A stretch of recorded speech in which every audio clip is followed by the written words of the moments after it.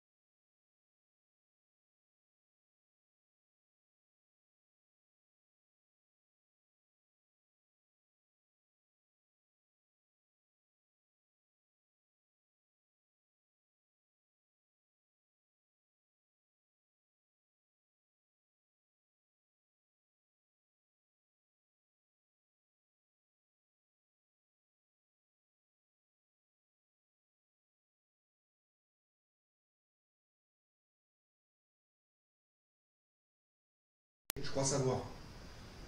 Voilà. Là, normalement, vous nous entendez. Là, normalement, ça doit marcher. Vous nous dites, les amis, bienvenue, Robstadt 02. Vous allez mimer les émissions.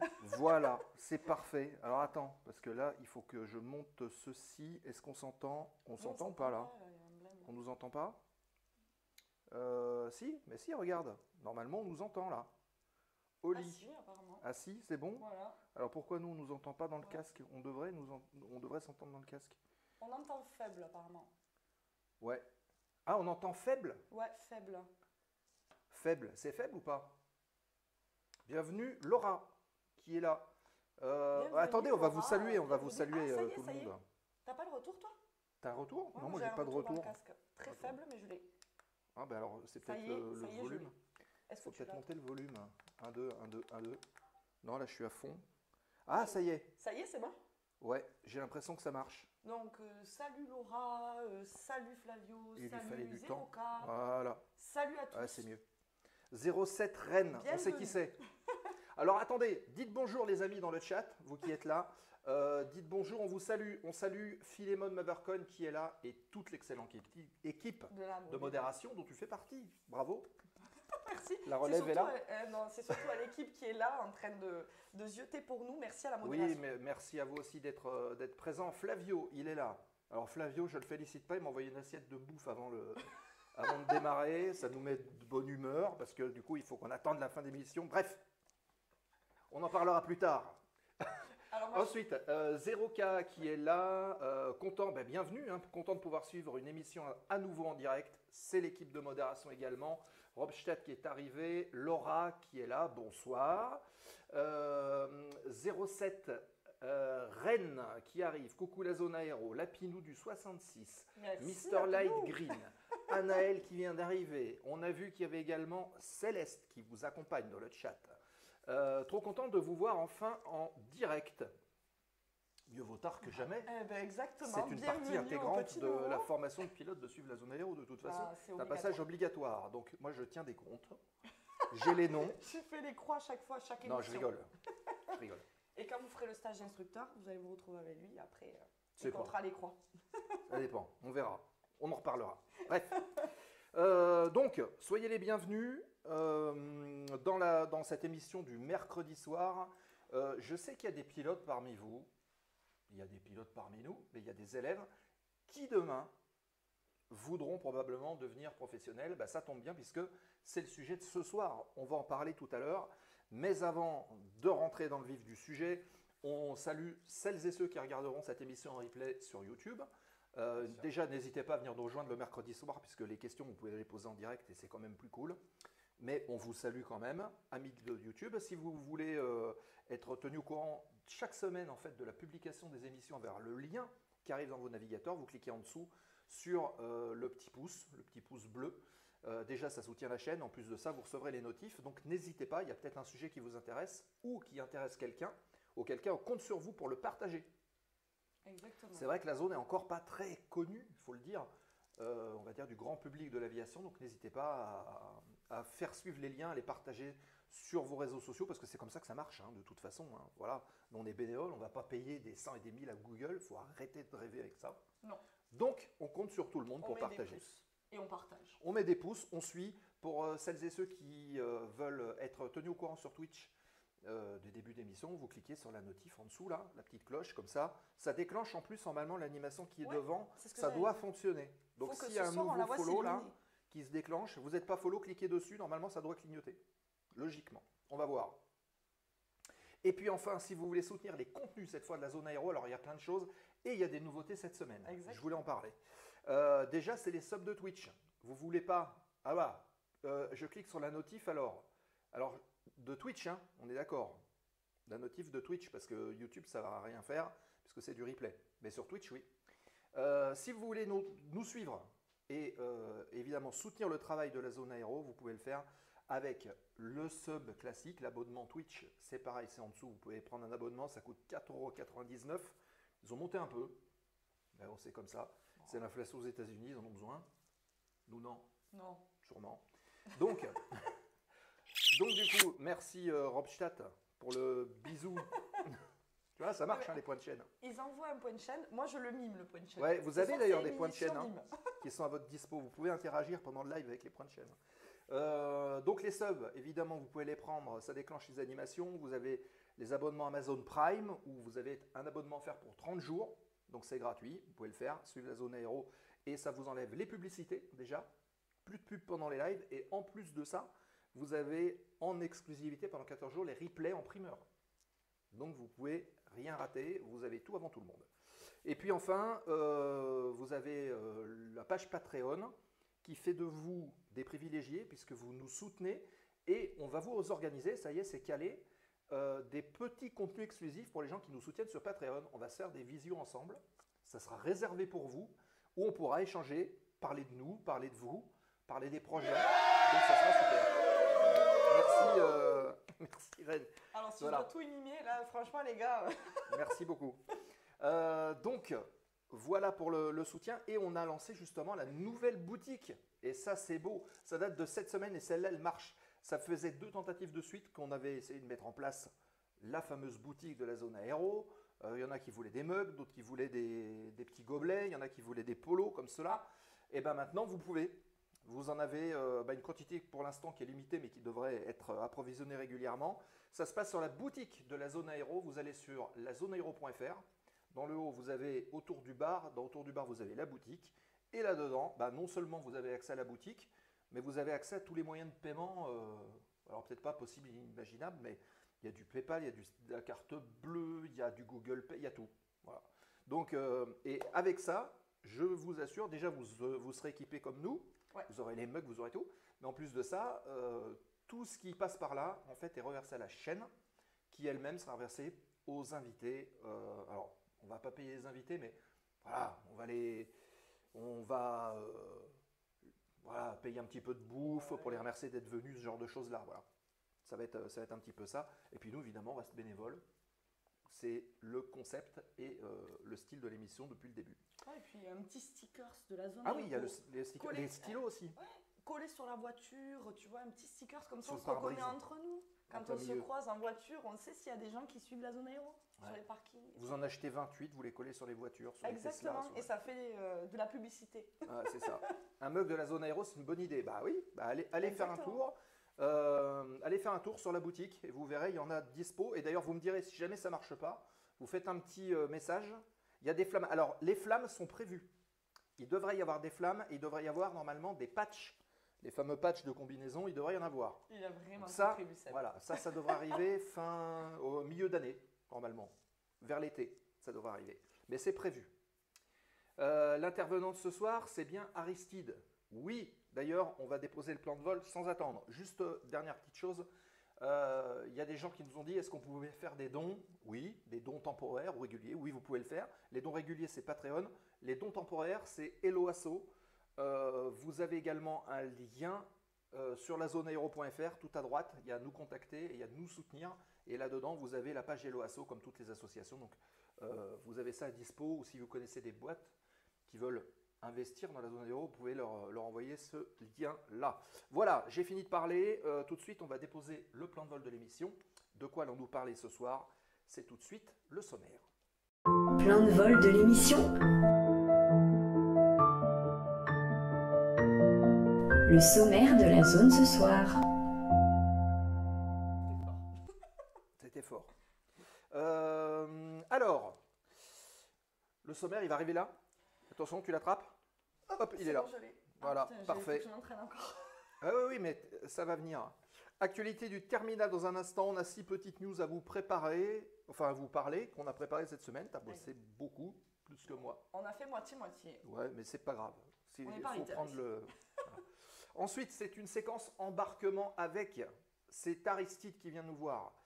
On vous en a parlé depuis quelques semaines. Vous voulez pas préparer des sélections. Et d'ailleurs, au travers de son profil, on va parler avec vous de la manière de se préparer de la meilleure façon pour demain dégoter un travail en cockpit, que ce soit en pilote de ligne ou ailleurs.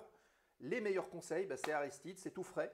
Donc, il va pouvoir répondre à vos questions, nous expliquer comment lui a abordé cette partie importante après une formation ou après un premier emploi, et quels sont les meilleurs conseils pour arriver à s'entraîner aux sélections qui, des fois, ne sont pas forcément évidentes à aborder. Exactement.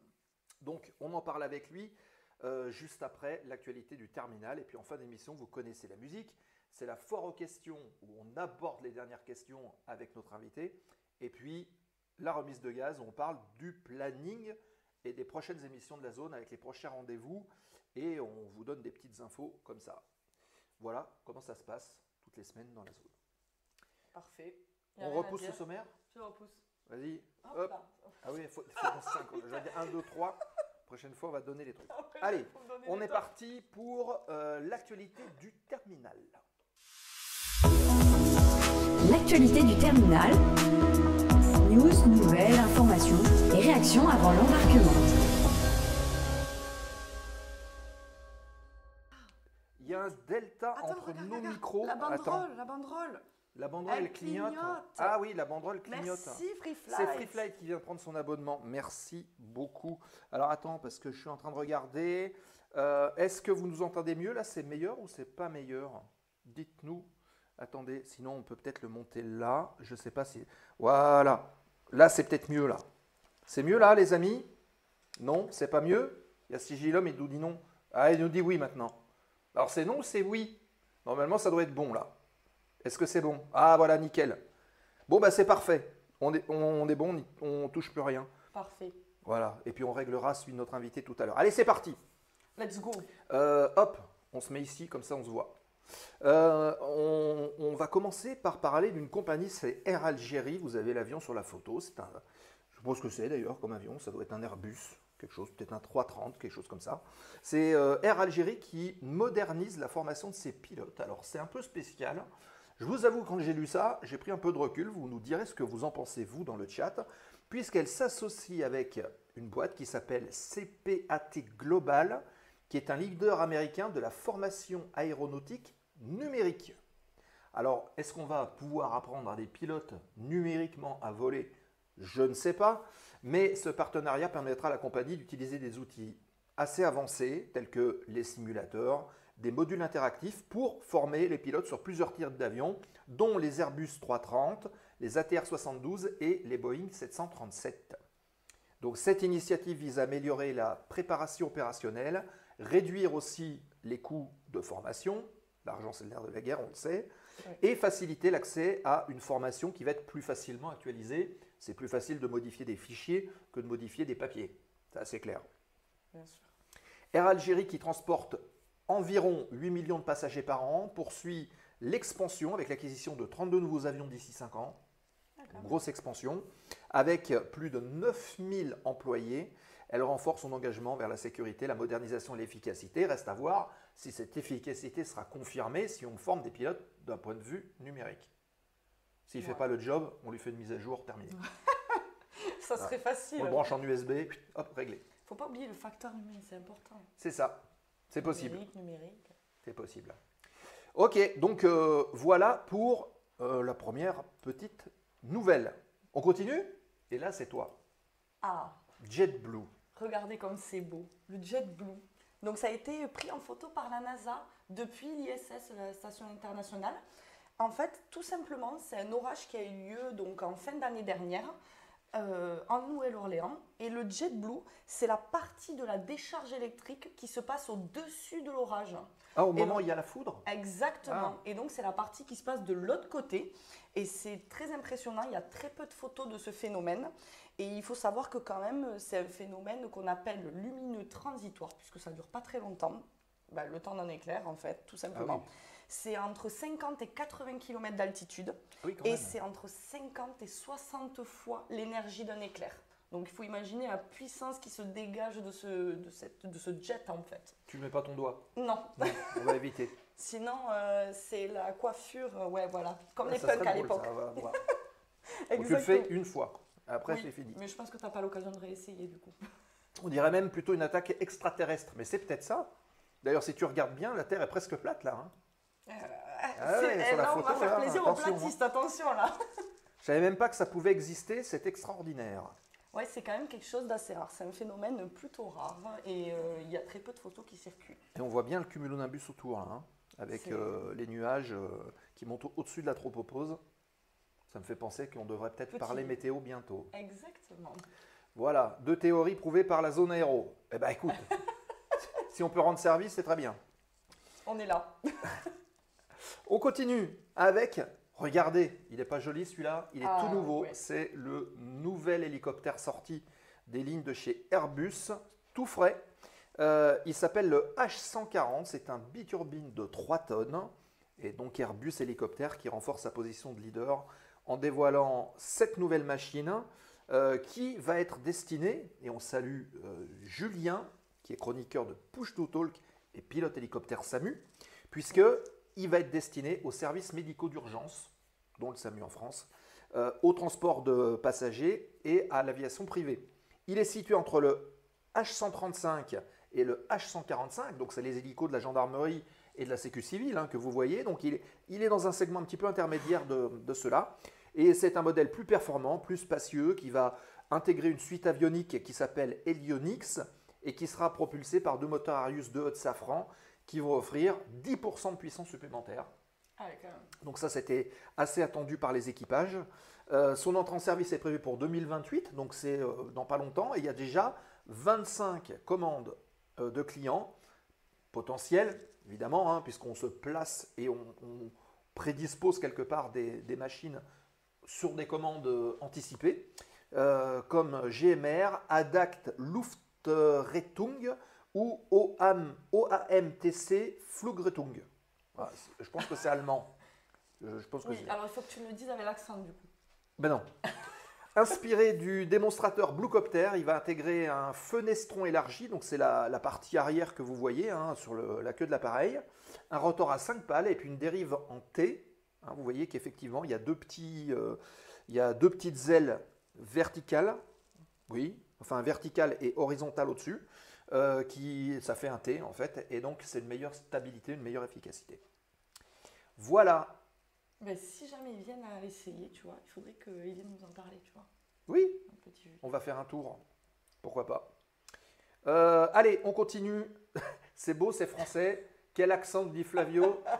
On va rigoler, Flavio. Il se moque.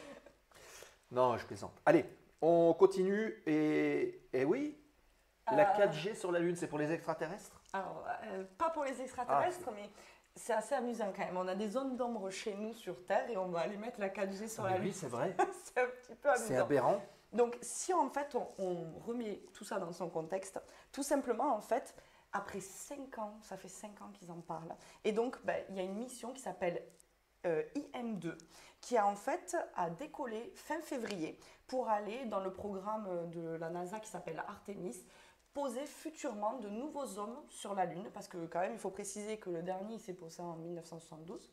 Donc, c'est Thomas Pesquet, ça, Artemis? Je sais Oui, pas, oui, bonne il me semble question. qu'il fait partie de... Eh bien écoute, tout à fait. Donc l'objectif c'est d'amener des nouveaux hommes sur la Lune et surtout de créer une nouvelle base. Et la prochaine base, ben, ils ont prévu de la créer pour 2030. Donc là ils ont fait un premier convoi de 2 engins motorisés qui sont allés sur la Lune. Et donc leur retour est prévu en 2028. Nokia est sur le coup pour pouvoir mettre la 4G. Pourquoi? J'arrive au bout de mon raisonnement. Oui. Parce qu'en fait il va falloir que les bases elles soient alimentées en 4G pour que ça fasse une information. Par des panneaux solaires C'est avec pour, d'accord. Nokia et voilà. Donc c'est pour envoyer les informations vers la Terre. On salue la communauté de Traque qui vient d'arriver avec 60 personnes quasiment. Merci Traque. Eh Voilà, ben, très la connu tribu. de la zone aéro, streamer évidemment, qui fait beaucoup de Flight Simulator. Très sympa, la chaîne de Traque. Merci pour le petit shoot-out. Voilà, Merci qui vient de beaucoup. partir. Merci Traque. Et bienvenue à tous. On est dans l'actualité du terminal de la zone aéro. Cynthia parle de la 4G sur la Lune. Donc autant dire que voilà, ça va plaire à ceux qui ont rien du tout. Exactement. Voilà, ils ont une zone blanche. Ben non, sur la Lune, il y aura la 4G, mais pas chez nous. C'est pour ça. il Bienvenue faut les Cacamouette, nouvelles bienvenue Vito Alvarez. Oh. Bonsoir. Donc voilà, vous avez le fin mot de l'histoire. Exactement. C'est bon? On continue? Ouais, c'est tout. Allez, on continue. Alors ça, c'est une petite anecdote qui arrivait à un monsieur. 2300 €, 48 valises. Alors, je vais vous expliquer. Voilà. L'histoire se passe dans un aéroport où un monsieur qui est suisse voulait payer le bagage en soute d'un ami. Donc un ami vient, il doit prendre l'avion. Bon, bah, voilà, écoute, je vais te payer ta valise. Donc il confie la valise est enregistrée. Et malheureusement, petite erreur de la compagnie qui n'en facture pas une, mais 48. Donc je vous laisse imaginer. Le montant final se porte à plus de 2300 €. Donc le monsieur DJ est content. Alors c'est EasyJet, hein, la compagnie en question, elle a bien reconnu son erreur. Malheureusement, le remboursement traîne depuis bientôt plus d'1 an. L'affaire elle est relatée par le site qui s'appelle 20 minutes, assez célèbre en Suisse. Et en avril 2024, un de ses amis, piégé donc à l'aéroport, n'avait pas l'argent nécessaire. Cet homme, on va l'appeler Albert, communique par téléphone les coordonnées bancaires à la compagnie aérienne, donc à EasyJet, pour procéder au paiement. Mais évidemment, défaut d'enregistrement et ressortent ces 2304 € pour 48 valises. Donc évidemment, EasyJet s'est excusé de la gêne occasionnée, elle promet de le rembourser, mais ça se poursuit, puisque déjà l'argent n'arrive pas sur le compte. Voilà. Et EasyJet dit, ben, attendez, nous on a pris des mesures, on a procédé au remboursement. Sauf que, selon les procédures habituelles et les coordonnées bancaires, ben, le client, Albert, il a dit, bah oui, mais ouais, comment vous avez pu faire un virement vu que moi je ne vous ai pas donné mon RIB? Oh là là là. Donc là. vous voyez, où est-ce que c'est parti? On ne sait pas. Donc, in fine, le 7 juin dernier, l'établissement bancaire d'Albert indique qu'elle a enregistré un virement bancaire. Donc on se dit, ça y est, c'est fait. Sauf qu'elle n'a pas pu aboutir parce que le nom du titulaire ne correspondait pas à l'IBAN. Oh putain. Donc il fallait encore attendre. Et la Suisse Albert, donc le Suisse, a envoyé une mise en demeure. Et si ça traîne trop, il a dit qu'il ferait appel à la justice pour régler cette affaire. Comme quoi, vous vous rendez compte, vous partez, alors c'est même pas lui qui partait en plus, vous Ouais. ne partez pas et on vous facture 48 valises. C'est fabuleux, c'est la technologie, c'est beau. Magnifique. Voilà. Et alors, une question très intéressante. Est-ce qu'ils ont aussi fait le calcul de centrage pour les 48 valises? Parce qu'ils les ont enregistrés, mais... est-ce qu'ils les ont Albert ne comptés? nous l'a pas dit. On C'est- pourrait lui poser la question. C'est quand même fou. à mon avis. Ouais. D'ailleurs, on pourra en parler un de ces jours de comment sont calculés le poids des bagages ou le poids des passagers à l'intérieur de l'avion, parce que tout le monde n'est pas du même gabarit. C'est Exactement. intéressant d'en discuter. Voilà, et puis on termine Ah, par Starship. exactement, le fameux Elon Musk qui a récemment, donc ces jours-ci, c'était jeudi 6 plus précisément, qu'il a envoyé, il a réalisé son 8e vol sur sa magnifique fusée Starship avec son entreprise SpaceX. Et donc, il y avait eu un retardement déjà parce qu'il y avait des problèmes sur le premier lancement qui va avoir lieu le mardi. Le mercredi, ça avait été reporté. Et donc, ça a finalement eu lieu le jeudi. Et il y a eu une explosion. Et il y a eu, en fait, le deuxième étage qui s'est délité et qui, en fait, a lancé plein de débris dans les Caraïbes. Au point qu'ils ont dû stopper, quand même, au niveau de la Floride, les décollages et les atterrissages des liners pour éviter toute collision avec les débris. Donc, il y avait un feu d'artifice dans le ciel, selon certaines personnes. Alors, je ne suis pas sûre que lui, il ait vécu de la même manière, notre ami Elon. Mais ils ont donc stoppé ces décollages. Une fois que tout c'est terminé, ils ont récupéré les débris et surtout ils ont pu récupérer la première partie qui s'est reposée dans l'autre sens et qui a été attrapée par les deux gros bras là qu'on voit matérialisés en métal là, qui ont rattrapé le bout de fusée et qui s'est reposé dans l'autre sens. Ah oui, donc ils ont fait péter juste ce qu'il y avait au-dessus. En dessous du coup. En dessous. Et le petit bout, le petit module d'au-dessus, il est revenu. Ok, d'accord. Bon, très bien. Bon, ouais, comme quoi, voilà. Il y a quand C'est même le 30 deuxième moteurs, d'affilée hein. qui finit en confetti. Oui. Ouais. C'est quoi le code METAR pour les débris de fusée? Alors, c'est DEFU. Non, je dis ça, c'est pas du tout ça. Hein. C'est une bêtise. Hein. Non, mais par contre, il y a quand même 30 moteurs dans le premier, donc heureusement que le premier, il n'a pas explosé quand même. Ouais. Ou alors, il y a peut-être des gens d'à côté qui ont récupéré un moteur, ils vont le monter sur un petit scooter, ils vont les voir passer comme des... On ne sait pas. Hein. Là, il va passer le mur du son, hein, je te le dis. C'est possible. Le son est mieux, mais encore limite. Ah bon? Bah, attendez, on va remonter un peu les micros. Hop. Oula, oui, toi, ça Voilà. Est-ce que c'est mieux là ou pas? Attendez, on va monter un peu là, comme ça. Est-ce que c'est mieux? Peut-être que oui. Toi? Ah oui, ouais, voilà. j'ai remonté un peu. Non, moi ça va. Bon. Bref, allez, on a fini. Fini de parler de l'espace. Voilà. Si On va vous avez des revenir sur réactions, nickel, parfait. Bienvenue The Grand qui vient d'arriver. Merci beaucoup. Donc voilà pour l'actu. Si vous avez des réactions, si vous avez des interventions à faire, faites-le dans le chat. On les lit sans aucun problème. Fin de l'actu, on rentre dans le vif du sujet. Vous êtes pilote, vous voulez parler de demain, de votre futur métier. Comment est-ce que vous allez aborder les sélections? Comment est-ce que les pilotes de ligne d'ailleurs sont sélectionnés? On va parler un petit peu de tout ça avec notre invité. C'est Aristide qui est avec nous ce soir pendant une grosse heure. Vous allez pouvoir lui poser vos questions. Il va se présenter dans un instant. C'est la séquence de l'invité de ce soir. C'est embarquement avec et on le retrouve tout de suite. Embarquement avec le sujet et l'invité du jour dans la zone aéro.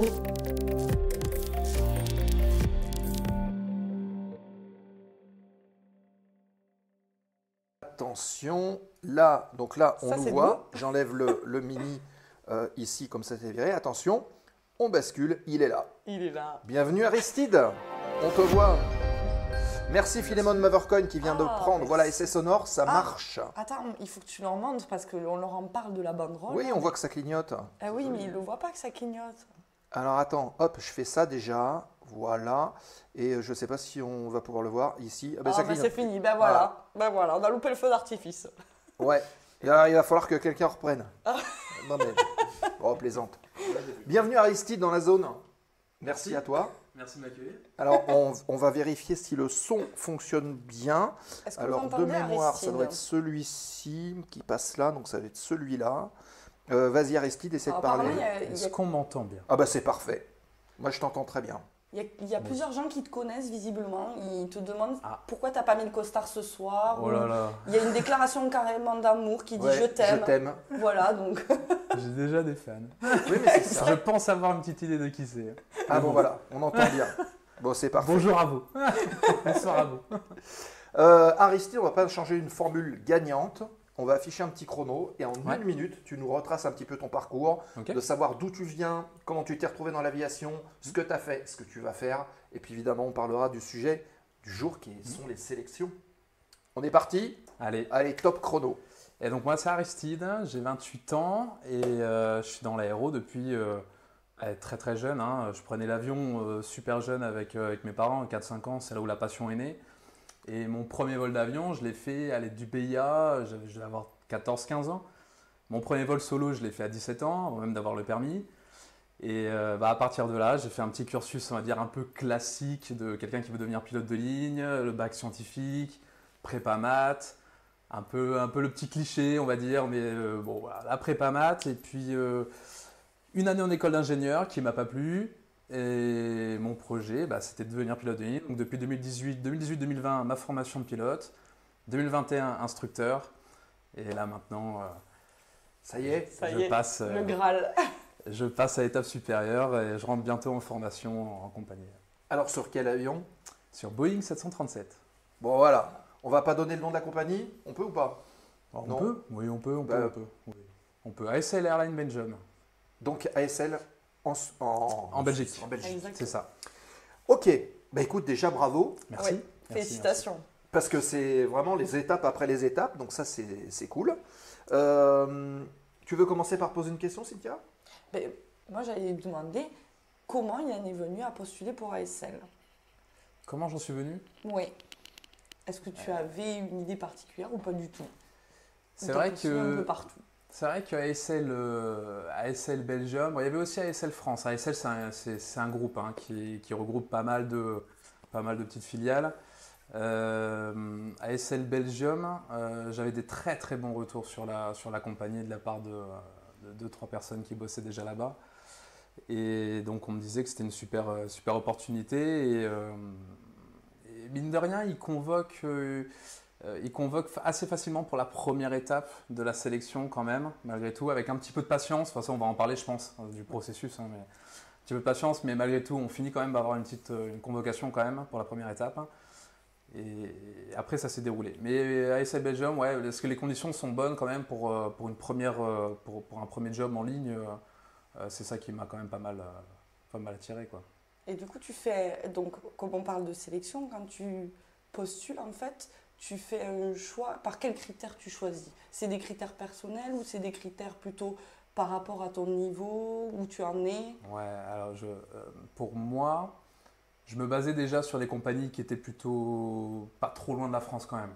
Étant donné ma situation un peu perso, je ne pouvais pas me permettre de partir en Asie ou envisager une conversion de licence vers les États-Unis ou quoi, c'était pas trop possible, quoi. Ouais. Donc pour moi déjà, je fixais l'Europe. Ouais, l'Europe déjà, proche de la France. Et à partir de là, on commence à regarder les différentes compagnies. Déjà forcément celles qu'on connaît toutes, celles qu'on prend. Il y a des Ryanair, des EasyJet, on en parlait tout à l'heure. Évidemment, on voyait des grosses, Air France, tout ça. Et on commence à envoyer des dossiers, des CV un peu partout. Faut pas hésiter, après mon expérience, moi, faut pas hésiter d'arroser, comme on dit quand même, pour avoir ce premier job en compagnie quand même. Pas hésiter à envoyer pas mal de CV pour se faire une petite expérience dans le monde de la sélection de pilotes quand même. C'est pas évident, c'est non. un sacerdoce un peu. C'est pas évident. Alors beaucoup de personnes, il y a quelques personnes qui arrivent du premier coup ou du deuxième coup à être sélectionnées, ça se passe très bien et tant mieux, c'est super. C'est beaucoup, selon mon point de vue, il y a quand même un petit peu de timing qui joue.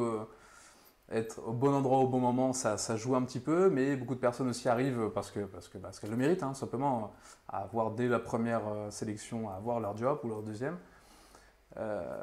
Mais voilà, moi je trouvais que pour moi, j'ai fait quand même 2, 3, 4 sélections avant de pouvoir bien avancer dans les étapes de ASL Belgium, où ça m'a quand même bien entraîné, quoi. Il y a tout un processus, on en parlera, je pense, mais il y a 3-4 étapes quand même, des psychotechniques, des simulateurs, entretien RH, ce genre de choses. Et faire des sélections, pas hésiter de faire la sélection, même des compagnies pour lesquelles on n'est pas trop intéressé quand même malgré tout, mais pas hésiter à en faire beaucoup pour bien s'entraîner et être prêt pour dès qu'on va avoir la compagnie qu'on veut qui veut nous appeler, être au maximum, quoi. Et donc pas hésiter, voilà, selon moi, vraiment arroser sur pas mal de compagnies, quoi. Alors, évidemment, je vois que Flavio pose déjà une question. On la met de côté. Si comme Flavio, vous avez des questions, n'hésitez pas à les poser.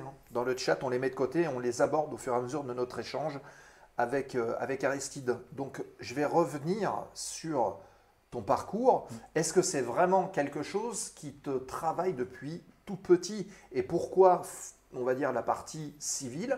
Est-ce que tu as pensé aussi, pourquoi pas, faire une formation gratuite, entre guillemets, militaire, l'ENAC, ce genre de choses-là? Ouais, donc c'est un projet qui m'est vu donc vachement petit. Quand j'ai eu la chance avec mes parents de prendre pas mal d'avions, donc à chaque fois qu'on sortait de la cabine, je regardais un peu à l'avant, là, je voyais ces 2 ou 3 personnes là qui étaient devant avec tous les boutons partout et tout. Quand on est gamin, c'est génial, on a trop envie d'aller voir. Je me souviens de demander à mes parents, est-ce que vous pouvez demander si je peux le voir? C'est les petits souvenirs. Donc ça m'est venu super tôt.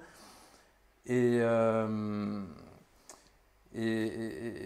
ouais, via la prépa, mon objectif c'était d'intégrer l'ENAC. Ouais. Hein, voilà, là, je pense que beaucoup de personnes connaissent l'ENAC, quoi. Donc, l'École nationale d'aviation civile, où là la formation elle est complètement payée, on est même rémunéré pendant la formation et tout, c'est un truc de fou. Et on est quasiment assuré d'arriver chez Air France, quoi, dans la compagnie nationale, quoi. Donc, l'objectif c'était ça. Et pour moi ça n'a pas marché parce que déjà c'est un concours qui est hyper sélectif.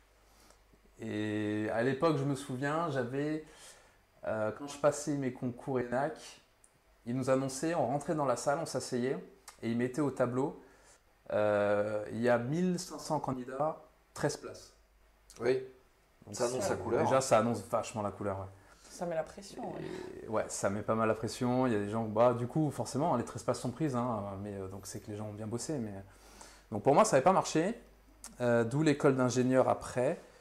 Mais bon, c'était un plan B pour moi, quoi. Mais le plan B, au final, je me dis, déjà ça me plaît pas et je veux pas l'utiliser, donc je suis passé directement par l'école privée du coup. Ouais. Et bon, mine de rien, c'est au final qu'on sort de l'ENAC ou pas, on est quand même pilote, hein, on a tous les mêmes licences et il y a vraiment, c'est tout aussi qualifiant, quoi, que de sortir de l'ENAC. Hein. Ok. Alors il y a déjà des questions qui arrivent et on vous en remercie. On va les prendre un petit peu au fur et à mesure. La première, c'est Flavio qui la pose et qui demande, chaque sélection, est-ce que ce sont les mêmes dans les différentes compagnies que tu as tentées ou est-ce que chaque compagnie a sa petite différence? Alors, globalement, je dirais que 80%, ça va être à peu près le même squelette. Il va y avoir une partie psychotechnique où là, il y a toute une batterie de tests qu'on passe. Il y a la mémoire visuelle, du psychomoteur, mémoire numérique, du calcul numérique, etc. Où, les tests ne sont pas tous les mêmes de compagnie à compagnie, mais ça reste le même objectif, voire le côté psychotechnique du candidat, quoi. Après, la deuxième étape, en général, c'est soit simu ou soit la partie RH, où on est en face à face. Ça varie. Et enfin... Donc c'est un entretien, finalement. Ouais, c'est ça, c'est l'entretien. C'est un entretien où on est...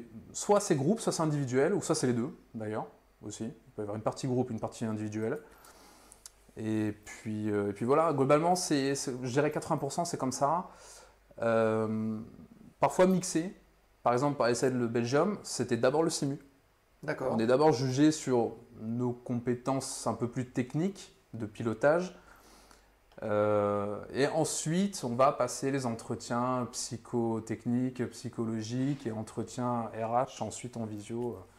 Voilà. Mais globalement, c'est le même squelette, quoi. Je pense d'ailleurs que c'est réglementaire, que ça se passe comme ça, qu'il y a un simu, des psychotech et du RH avant de pouvoir entrer en compagnie, quoi. Pour les 20% restants, je dirais ça va être plus sur du business ou des jobs annexes, comme je dirais travail aérien ou certaines compagnies business qui n'ont pas beaucoup d'avions, ou alors pour entrer dans des écoles aussi en tant qu'instructeur aussi, hein, les sections sont un peu différentes. Donc, ouais, chaque métier a sa particularité. Voilà, mais en tout cas pour les compagnies, en tant que first officer, les assez grosses compagnies on va dire, c'est à peu près le même squelette à chaque fois, psychotechnique, simu et puis entretien RH. Ok. On peut savoir les différentes compagnies dans lesquelles tu as postulé avant de finir chez ASL? Et alors, j'ai postulé, j'ai fait Ryanair, EasyJet. Alors, on va dire celle où j'ai reçu un retour. Donc, Ryanair, EasyJet, Air France Hop, donc ASL Belgium forcément. Il y avait aussi Jetfly, non pas Jetfly, pardon. L'ENAC, bon, c'est pas vraiment une compagnie, mais pour l'instruction, l'ENAC. Et puis, bon, on ne doit pas être très loin du compte. Hein. Donc voilà, je suis à peu près 6-7 boîtes quand même. Ouais. Et du TUI Fly aussi, pardon, TUI Fly Belgium aussi. Du coup, je reviens sur ce que tu disais, tu parlais d'entretien, parce que là, on a parlé de la partie technique, tu as parlé de calcul et tout ça. Et les entretiens, parce qu'un entretien de groupe, ça veut dire chacun parle et vous parlez tous entre vous Alors, entretien de groupe, j'ai pu l'expérimenter qu'une seule fois, c'était pour Air France. C'est un exercice qui est assez particulier où le but des recruteurs, c'est de voir comment la personne se comporte en groupe. Est-ce qu'elle est capable d'écouter ? Est-ce qu'elle est capable, à un moment donné, de donner son opinion? Est-ce qu'elle se fait un peu marcher dessus? Est-ce qu'il y a trop de leadership? C'est très particulier et on est regardé par un psychologue, voilà, on est analysé de bout en bout et c'est des exercices en fait de groupe. Dans le cadre d'Air France, il y a une analyse de texte, un espèce de commentaire de texte où on explique le texte au final et on lance un petit débat et puis on fait débattre les gens. Il y a une espèce de grosse énigme aussi, on doit tous travailler en équipe et ensuite... Tu fais animateur radio en fait. Tu parles de truc. Ouais, non mais c'est ça, c'est un petit peu théâtral je dirais, parce qu'il faut montrer, il faut vraiment être capable de donner son opinion et en même temps d'écouter les autres, donner la parole, être poli. Savoir la prendre gentiment aussi, poliment, etc. C'est vraiment, ça simule un petit peu le travail dans un cockpit au final. Hein. Quand on est dans un cockpit, on est très poli avec l'autre, on fait preuve de facteur humain. C'est un peu le parallèle qui est là, quoi, je dirais. Même avec les élèves. Avec les élèves, super. Ah ouais, vraiment. Alors justement, hein, y a Laura qui dit, c'est là, trop classe d'avoir son instructeur chez ASL. Elle n'en peut plus. Je crois qu'il y a un petit message perso là. Et elle pose cette question, tu as postulé que chez des compagnies européennes, mais est-ce que c'est la même chose chez des compagnies qui pourraient être hors Europe? Ça pour le coup, je ne sais pas trop. T'as postulé qu'en Europe? Ouais, j'ai postulé qu'en Europe, parce que dès qu'on s'éloigne de l'Europe, déjà, il y a toute la question de la conversion de licence et tout qui commence à venir, et ça, c'est quelque chose que je n'ai pas trop regardé par rapport à ma situation perso, ça ne m'intéressait pas trop. Et puis le processus de sélection, je pense qu'il doit varier un petit peu, mais globalement, ça doit rester un peu le même hein, quand même. Hein. C'est normé tout ça, je pense, hein, mais il doit y avoir des petites particularités quand même hein, pour les compagnies un petit peu exotiques quand on va en Asie, ce genre de choses. Ok. Si vous avez des questions, allez-y, hein, posez-les dans le chat. Aristide est avec nous pendant 1 heure. On parle des sélections de pilotes. Et il y a Mr. Light Green qui pose cette question. Les tests psychotechniques ne sont pas réservés qu'aux grandes compagnies? Point d'interrogation. Il y en a chez tout le monde? Il y en a chez tout le monde. Des compagnies business, je sais qu'il y en a aussi dans certaines compagnies business. Ça devient quelque chose qui est de plus en plus, de toute façon, dans plus en plus de compagnies, ils mettent ça en place, notamment lié aux différents incidents qu'il y a eu quand même ces dernières années, il y a quelques dizaines d'années quand même. Voilà. Le but c'est de cadrer quand même le profil psy du gars et de savoir si globalement s'il y a un problème ou pas, quoi. C'est surtout ça le côté psychotechnique. Hein. C'est est-ce que le gars il a un problème? Ok, non, il n'a pas de problème. Et comment est-ce qu'il gère? Comment il a différents exercices à faire, etc. Il y a un petit peu de travail mental, intellectuel. Mais je pense que les grosses compagnies, c'est sûr. Après, les plus petites compagnies, dans le sens, plutôt business, oui, ça doit exister, pas toutes. Après, en fonction de la taille de la boîte, j'imagine qu'à un moment donné, on peut s'en priver. Je sais pas, en vrai, je ne sais pas trop pour les petites boîtes. Ok. Il y a Toilet Paper Kit qui nous dit les tests psy sont devenus obligatoires EASA, donc l'agence européenne de l'aviation. Souvenez-vous que non, c'est pas ça. S'ils ne s'abusent, mais ils n'ont pas tous le même niveau de difficulté, de temps de préparation nécessaire. Oui. Ok, ouais. Ça, il me semble qu'effectivement, au niveau EASA, je pense que c'est obligatoire pour les compagnies. Par contre, après, les compagnies fixent leurs critères de niveau, on va dire, à partir duquel le candidat est admis ou pas, quoi. Voilà, il y a des sélections qui sont réputées super compliquées. Je pense à celle de Luxair, où c'est les tests psychotechniques. Énormément de personnes sont éliminées à ces tests-là. Parce qu'ils fixent un niveau très élevé dès le début et sur 50 candidats, il n'y en a plus que 4 qui passent à l'étape d'après, quoi. Ouais. Et encore, s'il y en a qui passent ce jour. Donc chaque compagnie fixe son seuil. Parfois c'est basé sur la moyenne complète du jour J, parfois c'est un seuil arbitraire qu'ils veulent pas. c'est prédéfini, on n'a pas trop l'info. C'est Ouais, vraiment il ne vous propre à chaque l'explique pas compagnie, quand quoi. vous arrivez Non, au test. il ne l'explique pas. Non. D'accord. Ok. Gal qui pose cette question. Je ne pars de rien. J'ai un bac plus 5 en école de co. Donc c'est quoi? C'est de la com? C'est quoi? Ouais, je sais Co- pas, au école de commerce, commerce. non Commerce, école de commerce, possible, ouais. Qu'est-il possible de faire pour me mettre dans un cursus? Bonne question. C'est une bonne question. Déjà, faire un petit vol d'initiation, je pense, pour savoir si l'aéro, ça lui plaît, déjà, je pense. Et suite au vol d'initiation, chose que tu vas forcément aimer, te renseigner sur différentes écoles. Il y en a plein, il y en a pléthore.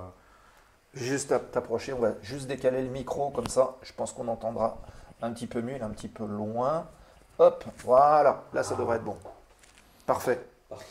Donc ouais, après le petit vol d'initiation, on se renseignait sur différentes écoles qui existent. Il y en a plein, il y en a partout, un peu partout en France. Il y a des forums aussi qui existent, je pense à Aéronet, où pareil, il y a beaucoup de personnes qui donnent des rétextes, des retours d'expérience, etc.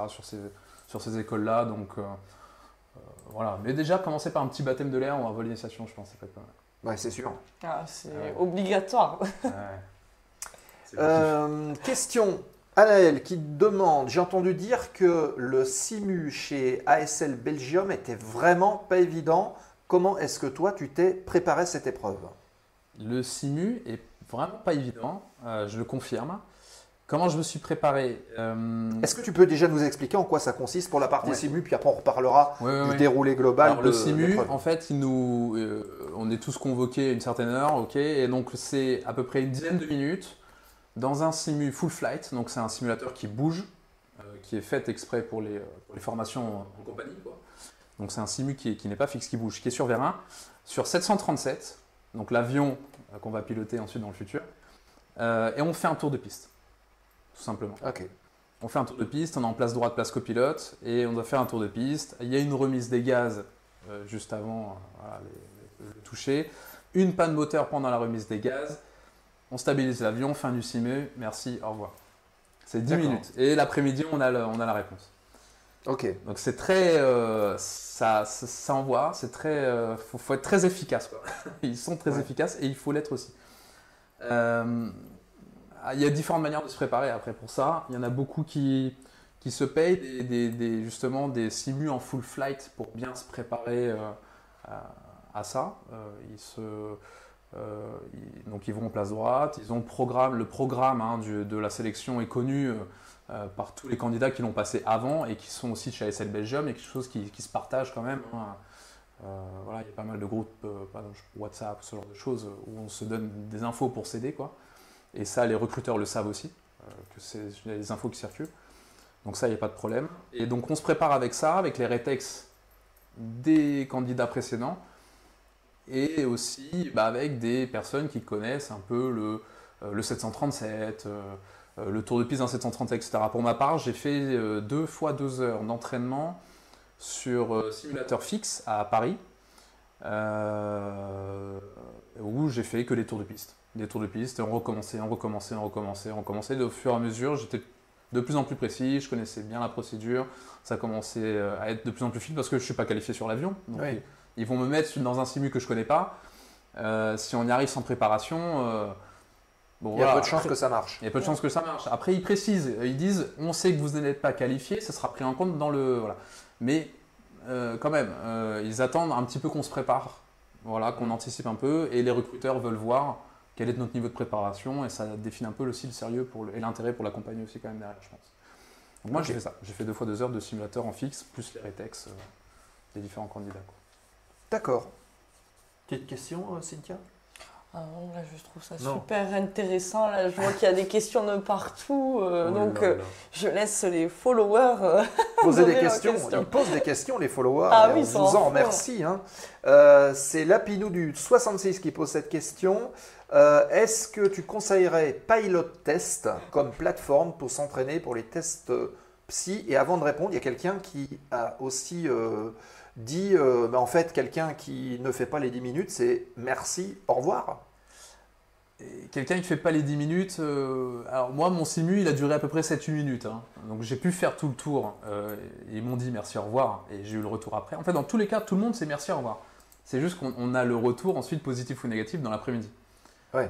Donc, Et ils le disent avec tout le monde? Enfin, tout le monde revient et ils donnent les résultats comme ça? Non, ils donnent, en fait ils passent un coup de fil si c'est bon pour passer à l'étape d'après, ou ils envoient un mail. Dans le cas précis d'ASL Belgium, hein, pour les autres compagnies c'est différent, mais dans mon cas à moi c'était un coup de fil pour dire c'est bon on passe à la suite, ou alors un mail pour dire merci d'avoir tenté votre chance, revenez l'année prochaine, quoi. Et ils te font même pas un retour. Il n'y a pas sur, de, non, il y a ce pas que de t'as C'est ça aussi fait, qui est un peu aurais difficile pu- dans les sélections, c'est que quand on a une sélection qui ne fonctionne pas ou qu'on a un retour négatif, on ne sait pas vraiment pourquoi. Les feedbacks sont rares, hein. Donc il faut être capable aussi de se faire une petite introspection, un petit débriefing à soi-même. Pas hésiter d'en parler un peu autour de soi aussi, voilà. Mais aussi être capable de s'auto-juger, quoi, hein, pour pouvoir s'améliorer par la suite. Et c'est pour ça aussi, par hésiter à s'entraîner, à en faire plein de sélections pour être sûr de s'améliorer derrière, quoi. Ouais. J'avais une trace de sauce de kebab sur le mec, donc du coup, c'est pas passé. Ah bah, ça va. Alors ça, en déjà, plus, si t'arrives à la c'est- sauce kebab sur la chemise, là, Ah c'est ouais, mort. ouais. Hein. Ouais. Bon, j'espère qu'on a répondu à ta question. Lapinou, alors c'est Gaël qui revient sur sa formation. Il dit ma crainte avec les écoles, c'est avancer des frais sans être sûr de déboucher sur quelque chose. Un petit conseil là-dessus? Quoi qu'il arrive, il y aura, selon moi, il y aura forcément un métier, si c'est pas tout de suite de la ligne, il y a du travail aérien, quoi, avant. On sort d'école, on a 200 heures de vol, on est tout juste pilote pro. Souvent, ce qui est un petit peu difficile, et ça, faut pas le nier, hein, faut pas se mentir, c'est un peu difficile de trouver le premier boulot, c'est normal. Mais il y a des petites boîtes de surveillance aérienne, prise de vue aérienne, même formation d'instructeur aussi, qui permettent de lancer une carrière, quoi. Et on peut commencer comme ça. Ça arrive aussi de rentrer directement en compagnie en sortie d'école. Ryanair le fait très bien, énormément de pilotes sortent d'école et arrivent chez Ryanair. Oui, non, pécule quand même. Mais Ouais. un petit peu, bon, ça c'est une autre facette, mais on peut quand même, voilà, on finit dans un cockpit, quoi, hein, puis on fait 900 heures par an, donc royal. Ouais. Sans passer par le petit job, mais si jamais ça coince un peu, bon, le petit job travail aérien, voilà, tirage de banderole, épandage. On peut dire qu'il y a il y a même une majorité de pilotes de ligne qui viennent de voies privées avant Oui. les voies nationales, ENAC oui. et compagnie. Hein. Je pense En qu'il y en a quantité. énormément. Ouais. Je connais pas la proportion, mais oui, il y en a beaucoup, hein. C'est ça, quand on Ouais. voit le volume qui est pris à l'ENAC, il y en a 13 qui sont pris et dans les écoles À l'époque, privées ouais, qui sortent. en vrai, je pense qu'il doit y avoir, à l'ENAC, il doit y avoir peut-être une trentaine ou cinquantaine d'élèves par an. Oui. Et si on compte toutes les écoles de France privées, il doit y en avoir 10 fois plus peut-être. Ouais. Je pense. D'autres questions qui arrivent. Roventi, bonsoir Aristide, bonsoir à tous. Bonsoir Roventi. C'est un test en Simu 737 classique ou NG? C'était classique. Donc les aiguilles. Donc c'était les aiguilles, ouais. C'était un classique, donc 737-400, des aiguilles de partout. Voilà. C'était pas du tout EFI, pas du tout d'écran, c'était vraiment à l'ancienne, quoi. Elles servent toutes à quelque chose, ces aiguilles? Pour le peu que j'ai pour les 7 minutes, elles m'ont toutes. Celles qui étaient devant moi, elles m'ont bien servi. D'accord. Ok. Flavio qui demande quel est le tarif de l'entraînement en simu, combien il faut compter en budget? Alors, en simu fixe, on compte 80 € de l'heure, ce qui est très raisonnable. honorable. Ouais. Et pour du simu full flight, par contre, pour les 2 heures, les tarifs, ça tourne autour des 1000 € les 2 heures. Ah oui, quand même. Et ça pique un peu, ouais. Mais ça bouge. Après, le simu fixe, ça varie entre 80 et 120, 130. Voilà. Mais ouais, le full flight, il coûte cher. Il Donc prépare bien. toi, tu recommandes quand même de le faire? Quoi qu'il arrive, il faut s'entraîner, c'est sûr. On ne peut pas arriver en sélection en simu. Enfin, selon moi, j'arriverai pas d'arriver en sélection pour une épreuve de simu sans entraînement. C'est trop dur. On est dans un environnement qu'on ne connaît pas. Même si on a fait pilote pro, etc., bon, c'est un nouveau cockpit, c'est de la ligne. Moi, j'avais fait que du piston avant, donc on est vite déboussolé. Et puis, si on commence à chercher ses instruments, pendant ce temps-là, l'avion il avance à 250 nœuds, quoi. Donc, on n'a pas le temps, on n'a pas trop le temps, quoi. Faut se préparer, selon moi.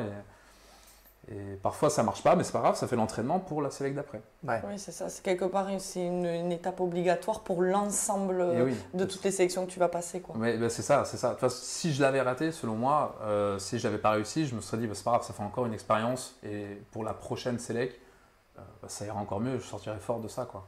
Ouais. Alors, moi, je vais faire juste une petite aparté. Tu nous as dit que tu avais été pilote pro instructeur avant. Ouais. Qu'est-ce que, avec le recul, qu'est-ce que ça t'a apporté pour préparer ces sélections? Est-ce que ça t'a fait changer de philosophie? Est-ce que le contact avec les gens t'a amené quelque chose en plus? Est-ce que c'était nécessaire? Et pour moi, le métier d'instructeur, il a pas mal développé le côté facteur humain quand même. Pouvoir travailler, faire l'instruction avec beaucoup de profils différents, beaucoup de profils d'élèves. Des élèves qui découvrent complètement le monde aéronautique, des élèves qui ont déjà fait 100 heures de vol, des élèves de cultures différentes aussi, pas forcément tous français, mais aussi d'autres pays, d'autres nationalités, etc. Donc ça c'est sympa, ça permet de bien bosser donc le côté FH, le côté CRM, comme on dit, dans un cockpit en ligne ensuite. Faut qu'on explique FH et Ouais. CRM. parce Oui, que là, je pense facteur que humain, pardon. Donc, Pour nous, ça parle, mais. Philémon, on compte sur toi. Tu étais très bon la semaine dernière pour Ouais, mettre c'est des vrai. acronymes. Donc facteur humain pour FH et CRM, le Crew Resource Management, qui est typiquement la manière de conduire un vol en équipage, quoi. Et notamment au niveau relationnel, au niveau non technique. Et le côté instruction, je pense que ça va pas mal développer cette partie-là, surtout, Ouais. selon moi. Ok, très bien. Cette petite question de 0K. Alors lui, il est belge. Donc ça explique peut-être sa question. Est-ce que tu vas vivre en Belgique? Si oui, c'est un excellent choix. Donc tu vois, déjà, il C'est même déroule pas le une papier. question en fait, c'est une affirmation Ouais, là. Oui, mais c'est une affirmation. Mais en plus, voilà, modérateur de la zone, ça peut être qu'un bon conseil. Non, je ne vais pas vivre en Belgique, en tout cas pas pour l'instant. La compagnie permet au pilote de commuter, donc c'est-à-dire de voyager entre son domicile et sa base lorsqu'il est on, et du coup de retourner chez lui lorsqu'il est off. Et les plannings, les rosters le permettent. C'est à peu près du 8. Alors, j'ai pas encore tous les détails, je ne suis pas encore rentré dans la compagnie, mais d'après ce que j'ai pu comprendre, c'était 8 on, 8 off.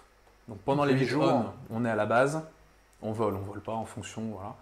Et pendant les 8 off, on rentre chez nous et la compagnie prend en charge. Ce n'est pas le cas de toutes les compagnies, ils favorisent ou pas le commuting, mais en tout cas ASL Belgium le fait, ils favorisent le commuting, en tout cas ils sont OK là-dessus.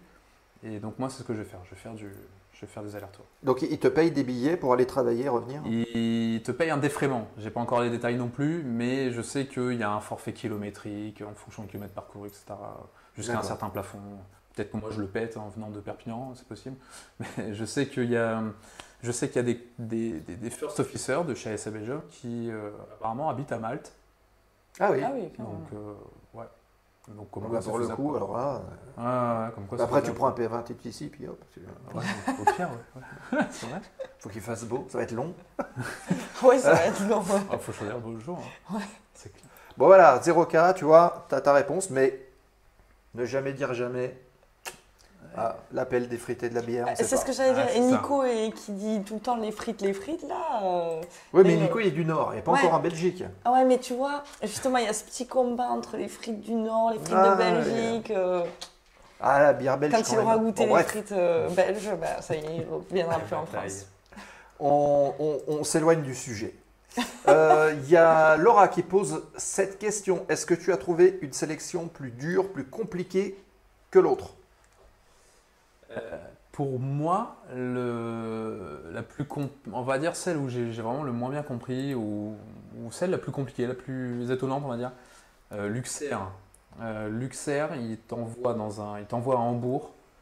On passe une batterie de tests psychotechniques.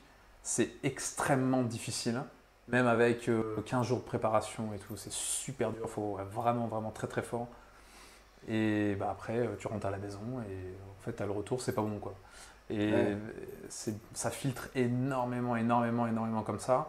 J'ai ouï dire qu'ils allaient changer peut-être le processus ou la difficulté ou leur seuil pour les prochaines sélections parce qu'ils se rendaient compte que vraiment ils écrémaient beaucoup trop et qu'il y avait quasiment personne derrière. Luxair faisait partie des plus difficiles quand même pour moi. Mais après, encore une fois, au fur et à mesure de l'entraînement, une select que tu trouvais peut-être difficile il y a 1 an ou 2, à force de s'entraîner, faire les tests psychotech, entretien, RH, ce genre de choses, 2 ans plus tard, on est plus à l'aise, on est plus en confiance, ça se passe un peu mieux. Donc tout est une question d'entraînement encore pour moi. Mais au début, les premières selects, elles sont dures. Ouais. Psychologiquement aussi. Psychologiquement, c'est dur, on ne sait pas trop comment les aborder, c'est les premières sélections. Quand on sort d'école, on ne forme pas trop aux sélections, je trouve. On forme à être pilote, mais on ne forme pas à rentrer en compagnie, je trouve. Donc il y a beaucoup de travail un peu indépendant ou de prise d'infos, pêche d'infos à droite, à gauche, etc. Beaucoup de travail en autonomie pour pouvoir bien se préparer aux sélections. Est-ce qu'on pourrait le faire concrètement dans des cursus ? Et je parle à l'instructeur. On pourrait le mettre en place, ça. Je pense que oui, mais il faudrait qu'on ait un pôle un peu psychologique, on va dire, pour entraîner au test psychotechnique, un pôle psychotech, on va dire, quelqu'un qui s'y connaît, je sais pas, dans le monde de la psychologie, j'en sais rien, peut-être pour préparer ça. C'est toi, c'est moi. Un côté RH aussi, pour entraîner à l'entretien, un peu comme, je sais pas, aux écoles de commerce, ça se fait, beaucoup, je pense. Mais ce serait du coup des choses en plus à faire à la fin de la formation. Pourquoi pas, franchement, je pense que ouais. Je pense que ça pourrait, ouais. Et ben voilà, on va l'étudier. On va ouvrir une section tout court. Toi, tu géreras la partie calcul, moi je gérerai la partie psycho. Je gère la partie Twitch, moi. Laissez-moi tranquille. Faites votre. C'est psychotech. Oui, c'est ça. C'est un peu ça.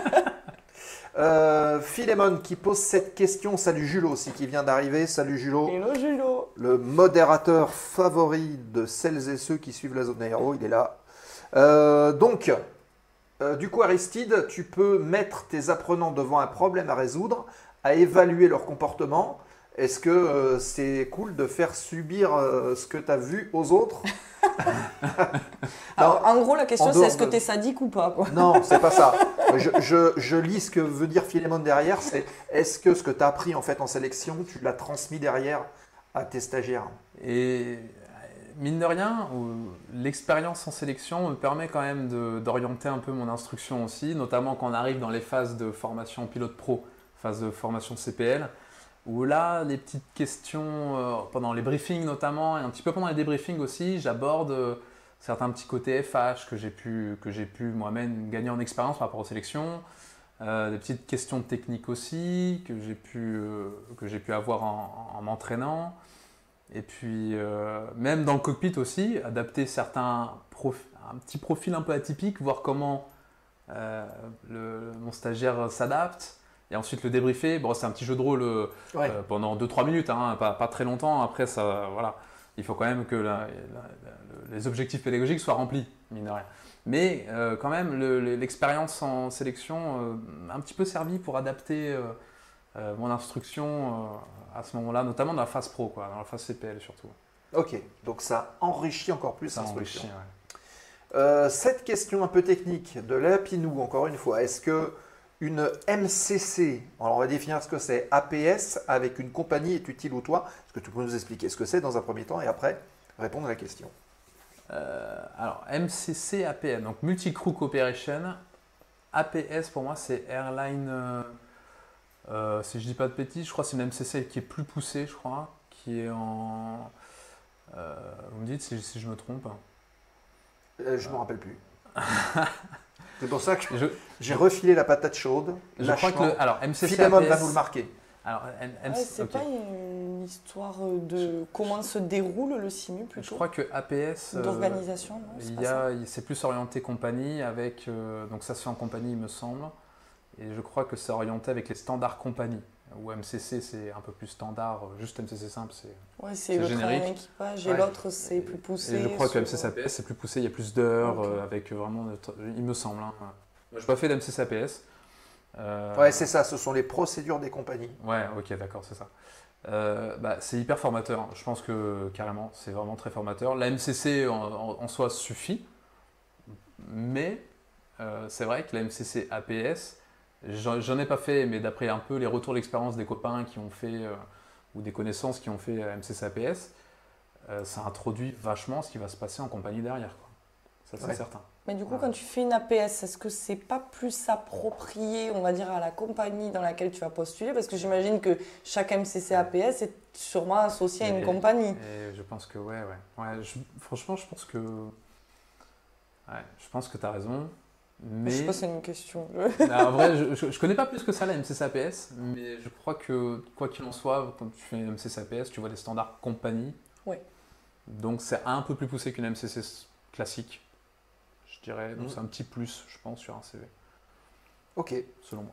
Donc s'il y a un choix à faire, peut-être opter pour celui-là. C'est bon à savoir. Ok. 0K, jamais eu envie de travailler dans l'aviation d'affaires? Et alors, pourquoi pas? J'y ai plusieurs fois réfléchi, mais au final, c'est pas ce qui me tentait le plus. Par rapport, surtout, en fait, c'est les questions perso, en fait. Personnellement, ça m'allait pas. Le rythme de vie en compagnie business est assez particulier. On est très souvent débasé. Il y a des plannings du type 20 on, 10 off. En été, ça peut pousser très loin aussi. On peut bosser très longtemps, être loin de la maison. C'est pas quelque chose qui me convenait niveau perso, quoi. Il faut dire que tu es papa, donc il oui. y a aussi le Eh facteur oui. familial important. Et oui. rentre en ligne de compte. Ouais, tout à fait. Pour une personne seule qui aime, qui n'a pas forcément d'attache et qui aime vraiment aller partout tout le temps et là, il n'y a pas de problème. Là, il n'y a pas de souci, il faut foncer. Je pense que c'est une expérience incroyable parce qu'on va dans les terrains. Je pense qu'ils sont fous avec des avions très performants. Voilà. Mais pour moi, pas hyper adapté par rapport à ma situation familiale du coup de papa. Ibiza et Mykonos, c'est fini. C'est un peu ça. Ouais, non, ou alors, non. Coucou Fingergold04 qui vient d'arriver, Flavio qui dit APS, c'est Airline Pilot Standards. Ok. Et on va Merci, l'embaucher Flavio. dans les modérateurs, Merci, Flavio. voilà, Flavio. Ouais, Flavio, futur modérateur de la zone aéro, il faut rentrer en contact avec Julo, il va tout expliquer, c'est magnifique. Vous avez vu un peu? Ah, ça y Là, est, ça c'est fait. C'est efficace.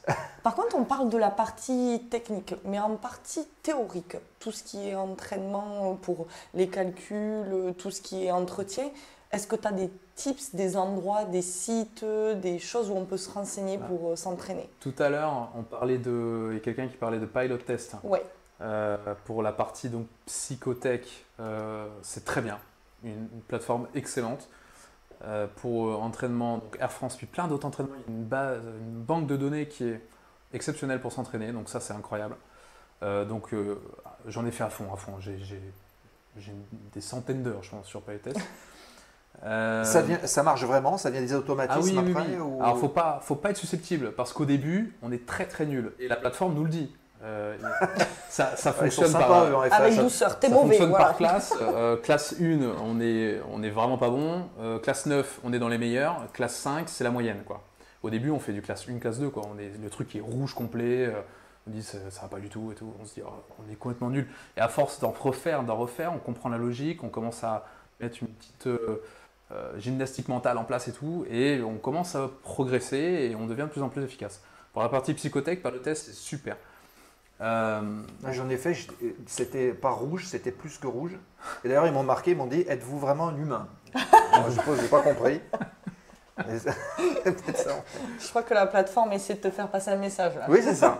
C'est pour ça que j'ai fermé. J'ai cliqué la petite croix rouge, fermé. Merci. T'as été un PC.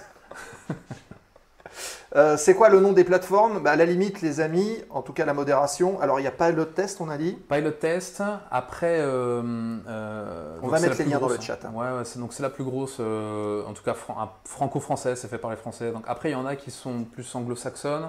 Pilot Assessment, nous dit Oui. Flavio. Et oui, Pilot Assessment.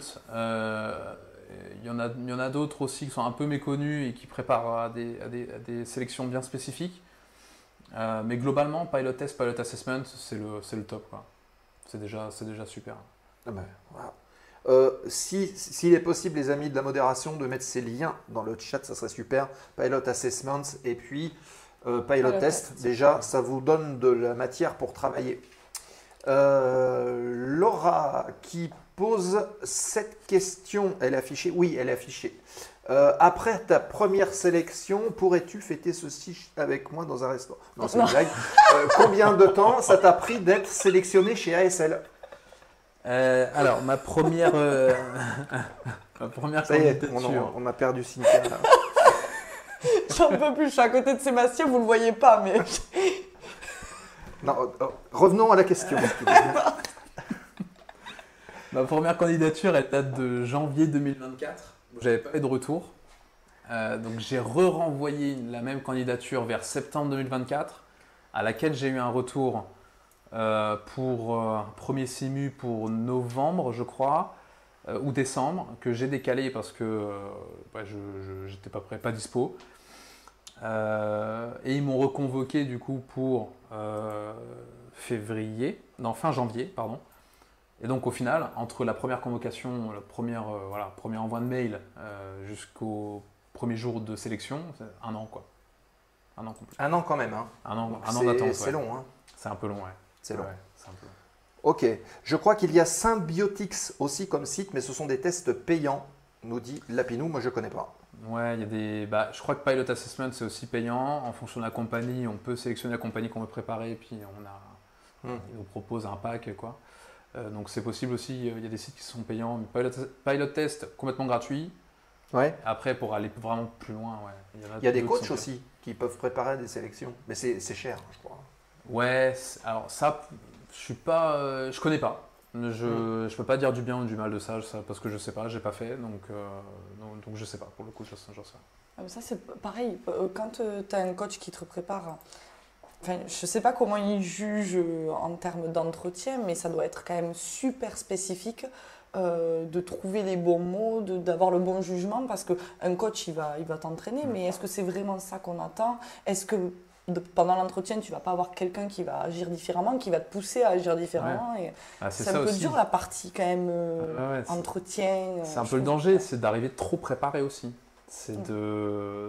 Et que ça se voit. Et que de toute façon, en face, il y a des psychologues, des recruteurs, des gens qui sont habitués de voir justement faire les entretiens. Et ils voient tout de suite si on a été surpréparé ou pas. Si on est surpréparé, ils vont pas comprendre si on est vraiment honnête sur notre personnalité ou pas. Oui. Eux, ce qu'ils veulent savoir pour les entretiens RH comme ça, c'est vraiment savoir qui on est, tout simplement. Juste qui on est et comment on se comporte lors d'un entretien. Il n'y a pas de piège, quoi. C'est vraiment c'est du facteur humain, quoi. C'est vraiment apprendre à nous connaître, quoi. C'est comme un entretien finalement dans n'importe quelle boîte, quoi. On voit avec qui demain on va partager la plus grosse partie de son temps quelque part. Exactement, ils veulent voir le futur pilote qui va peut-être partager le cockpit avec un autre des commandants de bord, pendant combien de temps il va rester dans la compagnie, etc. Ils se projettent beaucoup, forcément sur nous, parce que les formations qualifiantes sont assez chères. Donc ils veulent connaître vraiment les personnes qui arrivent à bord de leur cockpit, quoi. Est-ce qu'ils vont se battre au décollage ou à l'atterrissage?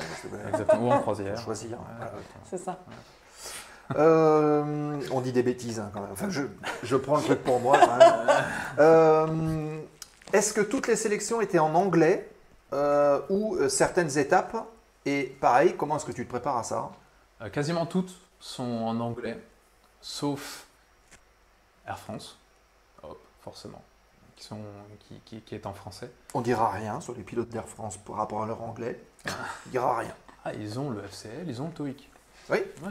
Ah oui, un TOEIC en plus à l'entrée. Accent. Voilà. Mais non, sinon le reste c'est que de l'anglais, quoi. Et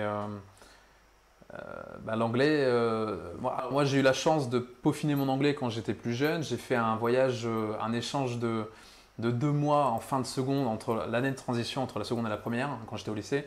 Ibiza? Non, c'était pas là. En Australie. Ah, ok. À côté. En Australie, dans le nord de l'Australie. Et c'était dans le but d'améliorer l'anglais dans le projet aéro, quoi. Donc déjà, voilà.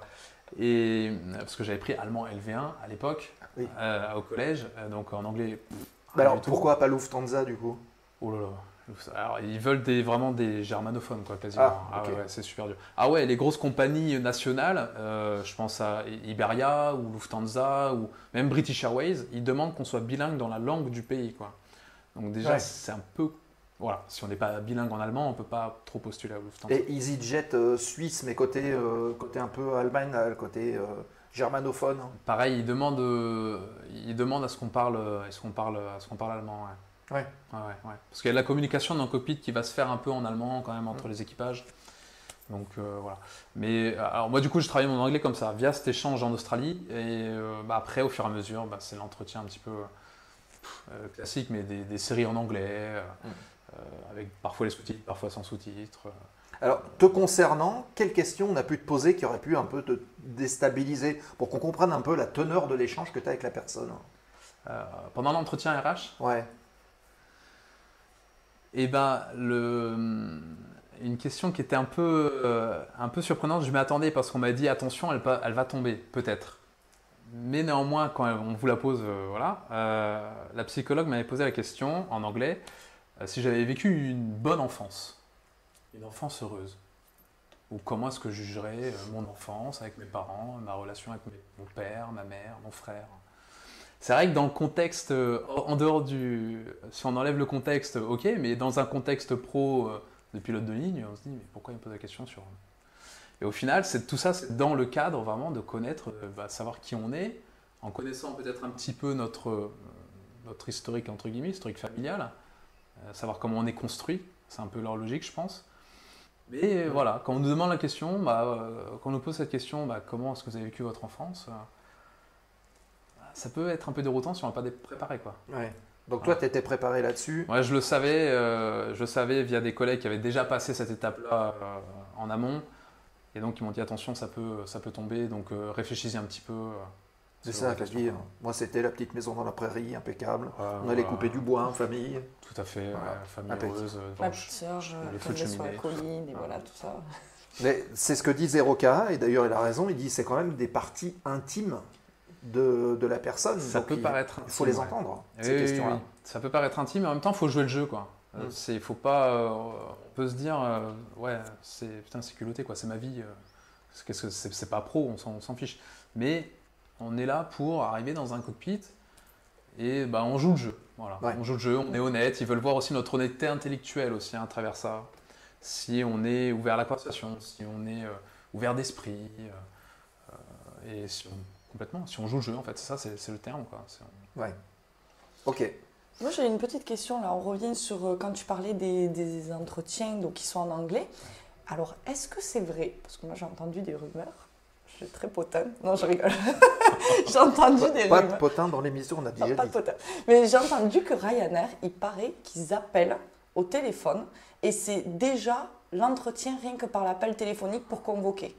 Rien que de savoir si on répond bien, si on a l'anglais facile. Rien que ça, ils font le jugement. Alors, je ne sais pas si c'est vrai. Du coup, est-ce que tu peux démonter ou au contraire argumenter? Parce que tu parlais, tu as fait Ryanair les sélections. Ouais, j'ai fait la partie psychothèque que j'ai ratée à l'époque. Ok. Donc je ne suis pas allé jusqu'à l'appel mystérieux. Mais donc je ne sais pas. Et puis même d'après les collègues qui sont chez Ryanair, ils ne m'ont pas trop parlé de ça. Donc franchement, je ne sais pas. Je sais pas. Il y a peut-être de la légende. Là, j'ai lancé une rumeur, là, ça va. Oh là là, ça y est. De la légende urbaine. Tout le monde va flipper en disant c'est Ryanair qui m'appelle. Je suis pas prêt. Je suis aux toilettes. Bref. Écoutez les amis, ça avance. Il est déjà 20h50 passé. Ah oui, quand même. Ça avance mine de rien la discussion. Il a même des choses à raconter à Aristide. Alors vous avez Aristide, il est là, hop, qui voilà, il répond à nos questions et à vos questions depuis tout à l'heure. On parle des sélections, on parle de son parcours. Il vous reste 5-10 minutes ensemble pour poser vos questions, une équipe de pipelettes. Bah oui, mais c'est le but de l'émission. Flavio, il cherche là. Ah oui, il cherche. Non, mais là, on va régler son compte, là, moi je te le dis. Donc, n'hésitez pas à poser vos dernières questions à Aristide qui est avec nous. Voilà, vous avez vraiment de l'actualité toute fraîche en termes de sélection. Et on tourne la dernière séquence de l'émission, foire aux questions, remise de gaz. Et on termine par vos questions avant de vous parler du programme. Allez-y, c'est maintenant, c'est tout de suite. La zone aéro, remettez les gaz. Dernière question, programme à venir, vite. Ce sont les 5 dernières minutes de l'émission. Et alors, il y a Gaël qui nous remercie. Merci en tout cas pour cette émission, Elred. Sinon, je n'aurais pas été là. Ravi, mon cher Gaël, que tu découvres la zone aéro. C'est comme ça tous les mercredis avec des profils différents. Et c'est Aristide qui s'y colle ce soir. Il nous fait le plaisir de venir nous voir et ça nous fait bien plaisir. On espère que Gaël va commencer une formation. Ben oui. Du coup. N'hésite pas, mon cher Gaël. On ne regrette pas ce genre de choses. Alors, attendez, parce que là j'ai perdu les touches. Voilà, Ah. il est là, Aristide. Cette question, est-ce que les tests psy sont individuels ou collectifs? On en a un petit peu parlé. On peut même aller au-delà. Est-ce que tu as trouvé plus compliqué les tests individuels ou alors les tests de groupe, s'il y en a eu? Alors, les psychotech, en général, c'est individuel. Et la performance est jugée, ou pas, en fonction des critères de la compagnie, en fonction des résultats du groupe, du jour J ou de la semaine. Voilà. Donc, en soi, c'est individuel, mais en même temps, on peut être un peu jugé par rapport aux performances des autres. Donc, ça, c'est pour la partie psy. La partie RH, quand il y a une épreuve de groupe, là, faut voir un peu la synergie, quoi. Ils veulent juste voir ça. Moi, ce que j'ai trouvé plus simple, c'est des exercices quand même qui sont différents, quoi, parce que la psychotechnique, faut réviser. Chez soi, on en fait, et au bout d'un moment, ça marche. Mais le côté RH, faut être à l'aise à discuter, à parler de soi, à rebondir sur des choses. C'est vraiment deux choses différentes. Moi, j'ai peut-être préféré un peu le côté psychotech, mais parce que c'est mon côté un peu bachoteur, quoi. Avec mes études, etc. J'ai l'habitude de faire des trucs tout le temps et de travailler la même chose jusqu'à ce que ça marche. Donc, c'est un peu plus simple pour moi de me mettre devant un PC et de faire jusqu'à ce que ça marche. Moi, les questions. La partie RH, c'est là où j'ai peut-être un peu plus travaillé, quoi. Ouais. Je me suis un peu plus entraîné, surtout en anglais.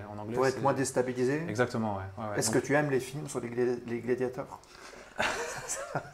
Par exemple, tu vois, à quoi tu réponds à ça? Je dis oui, peut-être. Ouais. Oui. Possible. Il y a 0K qui pose cette excellente question. Quel est ou quel serait, on va pas parler du 737, mais quel est ton avion de rêve? Tout le monde en a un. L'avion de rêve. J'aime bien le Boeing de ASL. Ça fait un peu corporate, hein, mais ASL Belgium, ils ont des 747 encore. Ah, ils en ont 5. Attendez, c'est ceux-là. Voilà, on le voit. Ouais. Encore, celui-là, c'est la version PAX. Hein. Ouais. ASL Belgium, ils ont la version cargo. C'est ceux-là, mais alors c'est pas le même logo. Ouais, non. C'est pas le même. Ah. Et les couleurs sont presque. Il y a un peu de. Ouais, c'est du bleu clair, il faudra du bleu clair. Mais il y en a encore. Ouais. Mais en tout cas, ils ont 5 747. Apparemment, c'est une évolution qui peut être un peu logique au fur et à mesure. Si ça se passe bien et que l'ancienneté le permet, on peut être amené à passer en first officer sur 747. Quoi. Donc ça serait pas mal, ça. Ah, ça serait pas mal, ouais. Ça serait pas mal. Squadrille réacteur, là. Ouais. Laura, elle dit A350. Oula, direct. Comme ça. Réglé. Il y a 0K qui dit mon instructeur ULM est capitaine 747 chez ASL Belgium. Peut-être que. On va vous mettre en relation. Hein. On va parler en off. On va discuter. C'est aussi ça la zone aéro. Hein. C'est du lien, c'est un tissu social incroyable. Je crois que c'est Rénal qui pose cette question. Qu'est-ce que tu penses du travail de nuit, cargo notamment chez ASL? Et justement, c'est une question RH qui nous pose. Est-ce que vous êtes à l'aise en travail de nuit? Bah oui, avec Ibiza, c'est réglé cette histoire. Je crois que c'est toi qu'il faut que tu prennes un billet pour Ibiza parce que là. Alors du coup, moi je leur ai dit, avec ma fille qui est en bas âge, j'ai l'habitude de me lever la nuit, donc c'est ok. C'est bien ça. Ah nickel. J'ai glissé ça un petit peu sur ton de l'humour, donc ça c'est sympa. Mais sinon, plus sérieusement, ça me dérange pas en vrai le travail de nuit. Parce que de toute façon, je serais loin de chez moi, je serais débasé, donc je travaille de jour ou de nuit, moi ça me fait aucune différence. Donc, ça change rien. Ça change rien, quoi. Donc je serais 7-8 jours en dehors de là, à Liège ou à Charles de Gaulle. On voit moins le paysage quand même. Et on voit moins le paysage, mais bon, il y a des petites loupiottes sympas à voir. Vraiment peut-être des aurores boréales du côté du nord. Ah oui. Peut-être. Donc, bon. Mais moi, ça ne me dérange pas du tout le vol de nuit, quoi. Ok, très bien. Donc voilà, on a répondu à la question. Et Flavio qui pose aussi cette question. Quel serait ton aboutissement en tant que pilote de ligne? Alors c'est large, hein. Il propose compagnie, avion, situation géographique. Est-ce que tu as déjà un petit ordre d'idée? Je vais rester un peu franco-français, quoi. Forcément, Air France, c'est un peu la finalité du truc. Après, Et là, je vais être un peu politiquement correct, jamais dire jamais. S'il y a des petites opportunités au sein de ASL Belgium qui se passent bien et tout, bah, peut-être que je peux être amené à évoluer chez eux. Je me ferme pas de porte en fait. Je me suis toujours dit Air France, voilà, c'est Air France quoi. Mais alors, on ne sait pas, si jamais les conditions me plaisent, nous plaisent avec ma famille, etc., avec ma compagnie actuelle, bon, bah, c'est avec plaisir que j'ai voulu 20 ans chez eux, quoi, en fonction. Après, moi, mon objectif, étant instructeur, j'aimerais bien rester un peu dans le domaine de l'instruction. Et pourquoi pas passer TRI, peut-être TRE, voilà, en fonction. Donc, instructeur en ligne. J'allais dire TRI, TRE. Ouais. Instructeur en ligne, donc qui fait passer les formations, justement, les formations de type, qualification de type. LTI, etc. Si mettons aussi. Oui, par exemple. Ouais. Oui, donc voilà. Donc moi, rester dans l'instruction, ça me plairait bien. Ouais. Mais le petit revers de la médaille, apparemment, je ne sais pas trop encore, mais apparemment c'est ça, c'est qu'on est beaucoup au simulateur quand on est TRI. Oui, dans la boîte. On vole moins. Et on est beaucoup au simulateur. Donc ça, est-ce que c'est quelque chose qui m'intéresse? On verra. De toute façon, j'ai le temps avant de devenir TRI. Oui, il faut laisser passer un petit peu de temps. Puis de voir aussi comment toi, tu trouves tes marques dans la compagnie. Et oui, il y a ça aussi, ouais. Il y a aussi ça, effectivement. Bien sûr. Tu me feras passer la QT 350, dit Laura. Elle y tient à son 350. Le 350. Donc on a répondu à ça, c'est parfait. Voilà, bienvenue, j'en vois encore qui arrivent. Vous arrivez un petit peu sur la fin, les amis, puisqu'on parlait justement de sélection de pilotes avec Aristide, qui est là et qui nous parlait un petit peu de son parcours. La question moi, que je voulais te poser, parce que tu étais instructeur en école de pilotage, est-ce que c'est quelque chose que tu voudrais conserver, le pilotage des avions légers, peut-être même l'instruction légère, entre guillemets? C'est quelque chose que tu as en tête? Ah ouais, absolument. Ouais. Dès que j'ai l'occasion et que je suis bien installé dans ma compagnie, que j'ai bien mes plannings on-off, etc., dès que je peux refaire l'instruction, je fais, quoi. Ah, vraiment, c'est quelque chose qui... Repasser sur, déjà, donc, passer sur du gros, c'est incroyable. C'est vraiment l'objectif d'une vie, quoi, qui se réalise. Donc ça, c'est fou. Mais néanmoins, j'ai tellement pris goût quand même à l'aviation légère, à l'instruction, que je veux absolument maintenir aussi l'instruction. Ouais. Ça, c'est un kiff que je veux garder. Ouais. Le meilleur instru, s'il vous plaît, dit Laura. Elle est très objective. Laura, dis donc. Et cette question de Lapinou du 66, que penses-tu d'une QT sèche? On peut expliquer ce que c'est. Et est-ce que c'est utile d'après toi? QT sèche. Ouais. Alors non mais attends, on va expliquer ce que c'est quand même. Ouais. Donc QT déjà c'est ce qu'on appelle le type rating. Oui, en gros c'est la qualification sur l'avion. Donc est-ce qu'il est utile? Parce qu'en fait quand on dit sèche c'est que c'est pas lié à une compagnie. Tout seul. On l'a fait pas avec une compagnie. Voilà, on l'a fait un peu plus avec le constructeur quoi, en gros, avec les normes constructeurs, on va dire Airbus, Boeing, etc. QT sèche, je sais pas trop. Je pense que ça peut être un plus. Après, dans les nombreuses offres d'emploi que j'ai vues passer, dès qu'ils demandaient, alors il y a beaucoup d'offres d'emploi qui demandent donc d'être qualifié déjà sur l'avion. Hein, voilà. Il y en a beaucoup. Et parmi ces offres d'emploi où on demande d'être qualifié sur l'avion, en général, ils demandent quand même une paire d'heures, quoi. Ils demandent 200-300 heures. Oui.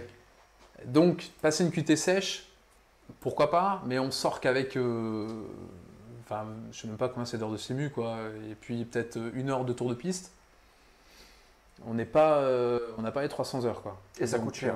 Et ça coûte cher. Puis il faut être sur quelque chose de généraliste, parce que finalement, si tu prends... En plus, c'est un petit pari quand même. Parce que si on fait 737 et qu'au final, il n'y a que des compagnies Airbus, enfin voilà, c'est vrai que c'est un petit pari quand même. Hein. Mais ça, je sais que le coût de la QT sèche peut fonctionner pour les compagnies plutôt business, où là, ils sont plus attentifs aux profils qui ont déjà une QT, QTC Cessna Citation ou ce genre de choses, Dassault Falcon, ce genre de choses.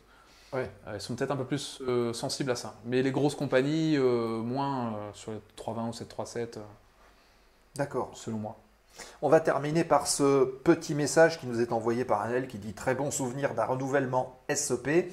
Donc c'est le Single Engine Piston, donc la qualification de petit avion, on va dire, avec un lâcher Narbonne et un vent de fou avec Aristide. Oui, je m'en souviens très bien, ouais. Ah bah tu vois. Ah, je m'en souviens très très bien, Anaël. Ouais. Et Anaël, on peut le dire, hein, Anaël, on le retrouve souvent dans Push to Talk et il est aujourd'hui oui. pilote en aviation d'affaires. Et oui. Ah bah, d'ailleurs, le mauvais petit réflexe à Narbonne, là, où go around toggle flaps, ça n'existe pas sur PA28, le petit toggle flaps. Ah oui. Ah Et bah, le petit il a règlement de essayé compte, d'appuyer là. sur les automanettes sur le côté et il a annoncé flaps comme si quelqu'un devait rentrer les flaps. Alors qu'il était tout seul dans l'avion. Ah oui. Toi tu regardais. Et bah du coup on l'a vu, et puis bah vas-y Anaël, fais Qu'est-ce qu'il me dit? fais ta vie. Ah oui, c'est- C'était assez marrant, et je pense bien. Coucou Anaël. Voilà. Bien. Bon, ben voilà, on a fait le tour, hein, parce que ça y est, il est 21h03, on arrive au terme de cette émission de la zone aéro de ce soir. J'espère qu'elle vous a plu, qu'elle vous a apporté quand même des réponses si vous vous posez des questions. Et si vous posez des questions et que vous regardez le replay sur YouTube, n'hésitez pas à poser les questions en commentaire. Puis on restera en lien avec Aristide et on pourra Bien aussi sûr. lui poser à distance. Hein. De toute façon, Bien sûr. tu auras un mail hein, quand même. Mais j'ai un mail. Oui, mais même on va donner son 06, donc 06. Non. Voilà. Ah, sinon je Ah bah devais- tiens, il y a Laura qui dit non, c'est bon, je l'ai déjà. Déjà. Non, voilà. Merci à tous, c'était génial. Voilà. Maintenant, pizza. Ouais, c'est ça. Et alors, Exactement. Reynald, lui, on en reparlera. On parlera. Ah, tu merci es pour très l'émission. mystérieux, là. Alors, Tu il y a les gardes gens. du suspense. Vous pouvez envoyer des petits émotes. Voilà, avec les points de chaîne. N'hésitez pas à le faire, à applaudir, à remercier nos invités, parce que nous on le fait, mais vous pouvez le faire aussi. Bonne chance Aristide. Oui, bien sûr. Merci. Bien sûr, bien sûr. Merci. Merci Alors, attendez. Aristide, ouais, d'avoir pris ce temps. Attendez, Avec plaisir, vous ne sauvez avec pas, plaisir. parce que là je voyais tout le monde dit merci, et puis après ciao. Ah on dit- non, attendez. Attendez quelques minutes. C'est comme les la pub. copains. Et c'est pas fini. C'est pas fini, c'est pas fini. Encore 5 minutes, on vous garde 5 minutes avant de faire le raid. Il y a Naël qui applaudit, et on entend. Ah, on Merci entend, beaucoup. Ça c'est bien Twitch pour ça. On peut Ouais. faire des petites réactions, donc n'hésitez pas à le faire. Hop, on affiche, voilà, et ça arrive, on affiche le programme à venir de la zone aéro. Le 17 mars, c'est bientôt, c'est lundi prochain. Lundi prochain, vous retrouverez toute l'équipe de Push to Talk. Je crois qu'il y a 3 ou 4 chroniqueurs qui sont déjà annoncés. Yes. On va parler un petit peu réglementation, facteur humain. Il y a des pilotes un peu de tous bords. Il y a même un contrôleur aérien qui sera présent. Donc c'est lundi 17 mars 20h30. Et en plus, vous avez la parole. On vous donne la parole à vous. Vous avez un lien. Vous vous connectez en audio. Vous pouvez venir participer au débat avec les chroniqueurs. C'est pas beau? C'est une libre antenne de l'aviation. Il n'y a que ici qu'on fait ça. Voilà. Ouais. Donc on vous donne la parole, vous venez et puis vous venez discuter avec tout le monde, c'est super sympa. On ne juge pas, on discute tous ensemble. Donc Exactement. n'hésitez pas à venir nous voir. Cette émission elle est pour vous. Lundi. Lundi prochain, 20h30 sur la chaîne de la zone aéro, évidemment. On continue avec mercredi 19, c'est mercredi prochain. On reparlera un petit peu de social puisqu'on abordera quelque chose que tu as peut-être connu, Aristide d'ailleurs, c'est l'association Rêve de Gosse. Et oui, mais je l'ai vu forcément, hein, avec les collègues aussi qui font. Tu l'as fait toi? Non, moi j'ai pas Non, fait. t'as pas fait? Non, moi j'ai D'accord. pas fait. Mais j'ai vu l'étape à Perpignan il y a quelques années, les collègues qui y vont et qui en parlent. Les réseaux aussi, ils sont très actifs sur les réseaux. Il y a Didi, je pense que tu connais, qui dit trop fier de toi. Donc c'est bon, ça a marché. Bon, c'était une blague, hein, Didi, pour tout ce qui est Mykonos et tout. Hein, voilà. Donc, les avions de Rêve de Gosse, c'est le 19 mars avec Guillaume Limousi qui viendra nous voir. Il est à la fois vice-président et directeur des vols adjoints. On va parler aussi du tour de Rêve de Gosse 2025, où est-ce que ça va se passer, qu'est-ce que vous pourrez voir, à quoi sert, quelles sont les motivations de l'aviation et de Rêve de Gosse au travers de l'aviation. Donc c'est Guillaume, c'est la semaine prochaine, le 19, ça devrait être super sympa à aborder tout ça. Vous allez apprendre plein de choses. Une bonne émission, c'est une émission où on a appris quelque chose. Exactement. C'était le cas ce soir. Et du coup, je réponds à Anaël, il faut absolument que tu viennes écouter, puisque ça va te concerner si tu le fais. Regarde, je fais Rêve de Gosse cette C'est pour année. ça, il faut absolument qu'il vienne. Ben voilà. Ensuite, voilà, le lundi 24 mars, attention, notez bien l'heure, c'est 19h30, t'as vu, c'est un jour. Ah, Le passage. 24 mars, 19h30, c'est lundi de la semaine d'après. Je vous donnerai rendez-vous avec le commandant Vincent. Qui est le commandant Vincent? C'est un pilote de chasse, instructeur Il a été pilote de Mirage 2000N, il a été pilote instructeur sur Alpha Jet à Tours, il a également été du côté de Cazaux sur les campagnes de tir en Alpha Jet. Bref, il a consacré une partie de sa carrière militaire à de l'instruction. Il va venir nous parler de l'instruction militaire des pilotes.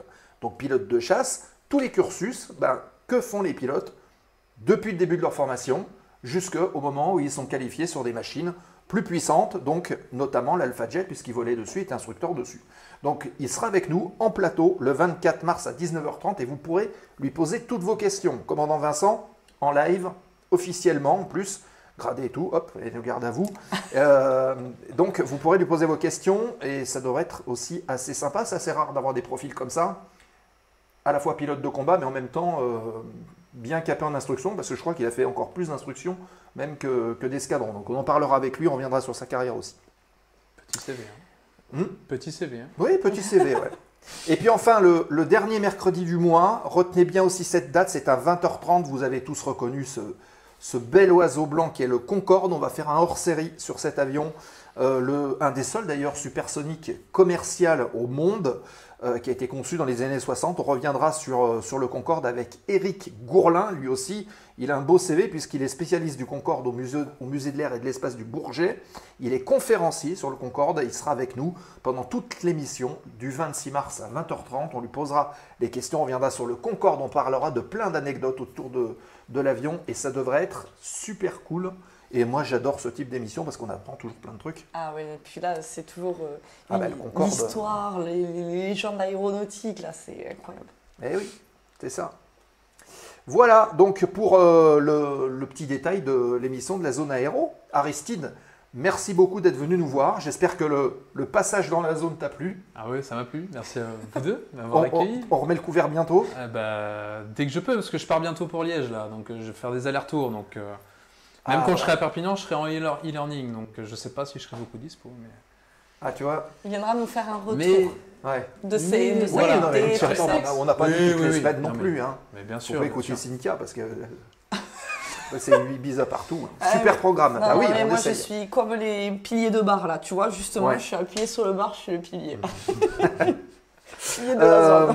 Donc, écoute, avec plaisir, on garde le contact évidemment, puis on reste aussi en contact s'il y a des questions sur YouTube. Hein. Sur YouTube, vous pouvez poser vos questions en commentaire et puis on les transmettra, bien entendu. Restez encore avec nous quelques minutes, on va se transférer sur notre chaîne, on va faire un raid.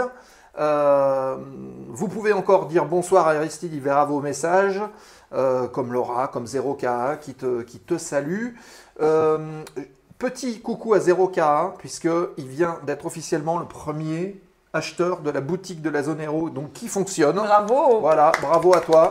C'est lui qui vient d'inaugurer le truc. Du coup, j'en profite pour faire une petite annonce. Sébastien est fatigué, donc si vous pouvez donner, comme ça on lui paiera un billet d'avion pour aller à Mykonos ou à Ibiza, parce que là il fait une fixette. Eh ben oui, non mais j'irai avec Aristide. On ira ensemble, on ira tous les deux.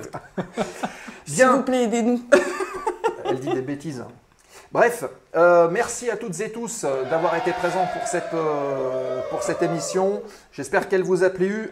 Quelques petits rappels. Vous avez en replay depuis cette nuit l'excellente émission qu'on avait faite ici avec Rémi Michelin. Oui. Le cours de photographie, on va dire, la masterclass photo dont on avait parlé il y a quelques semaines, c'est aujourd'hui dans la zone, c'est sur la chaîne de la zone aéro, sur la partie YouTube. L'entretien avec Rémi Michelin, c'était vraiment une émission sympa. C'était vraiment incroyable. Voilà. Donc n'hésitez pas à liker les vidéos, allez les voir, rejoignez les réseaux sociaux en masse, que ce soit Facebook, TikTok, etc. Puisque maintenant on met toutes les publications, vous êtes au courant de ce qui va arriver. Le jour même, vous avez le rappel. Vous avez les podcasts de Julot pour retrouver la zone aéro en audio. Voilà, merci pour le lien qui apparaît, donc c'est la chaîne YouTube. Vous cliquez dessus, vous faites suivre et vous avez tout. La boutique, on en a parlé, ça se passe sur le site lazoneaero.fr. Vous avez les liens également sur la page Twitch, sur la page YouTube, vous avez les liens partout. Le Discord où on continue les échanges en dehors de la semaine avec Run to the Sky qui propose des petits jeux sympas. Il y en a un nouveau depuis lundi qui est assez cool, avec des photos d'avions à reconnaître. Il y a un petit peu de culture aussi qui se passe là-dessus. La page Patreon et la page Hello Asso pour le soutien financier et on vous prépare des choses pour ceux qui nous soutiennent. Vous êtes les patrons de la zone, on va vous produire un petit truc sympa. Et puis enfin, le raid, dans quelques instants, restez avec nous. Vous savez, alors d'ailleurs, je vais faire une commande qui doit fonctionner, j'espère. Voilà, si je fais ça, voilà. Vous voyez, vous avez plein de petits emotes de la zone, vous faites un copier-coller. Et quand on arrive sur la nouvelle chaîne, vous faites des copier-coller, on envoie tout ça et on met plein de petits icônes de la zone aéro sur la chaîne chez qui on arrive. Voilà, j'ai fini. Nous, on va pouvoir aller manger, tranquille. On vous souhaite une bonne soirée. Manger Ibiza, j'ai bien compris, c'est... C'est ça. Mykonos, ouais, Mykonos. tout à fait. Merci Aristide, à très bientôt. Merci Aristide. Merci Cynthia, à la Merci semaine Sébastien. prochaine. Passez une bonne semaine. Et puis, je suis en train de regarder chez qui on peut basculer. Chez qui ça fait longtemps qu'on n'a pas été, tiens d'ailleurs, je suis en train de regarder. Il y a le Bibs qui est là. Il y a El Grisou qui fait de la musique. Il y a Achayar, on avait été chez lui la dernière fois. Bah écoutez, Donnez-nous votre avis là, s'il qu'est-ce y en a qu'on qui peut faire? ont une préférence. On peut passer chez le Bibs. Il y a Samuel Etienne aussi qui est en ligne. Allez, on va passer chez le Bibs. Si vous êtes passionné d'aviation de chasse, il fait de la simulation d'aviation de chasse sur DCS World. Donc on va basculer chez lui. Vous pouvez lui rejoindre le raid en masse. Vous lui envoyez plein d'émotes de la zone aéro. Hein, n'hésitez pas à le faire. Voilà, vous avez le lien qui apparaît pour aller chez le Bibs. Merci à toutes et tous. Bonne fin de soirée. Ciao. Et puis rendez-vous prochainement dans la zone aéro. À la prochaine. La zone aéro, l'émission.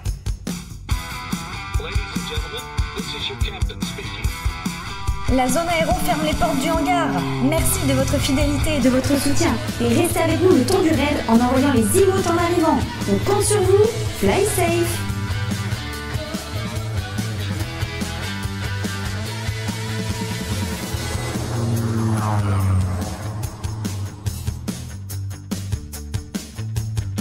La zone aéro,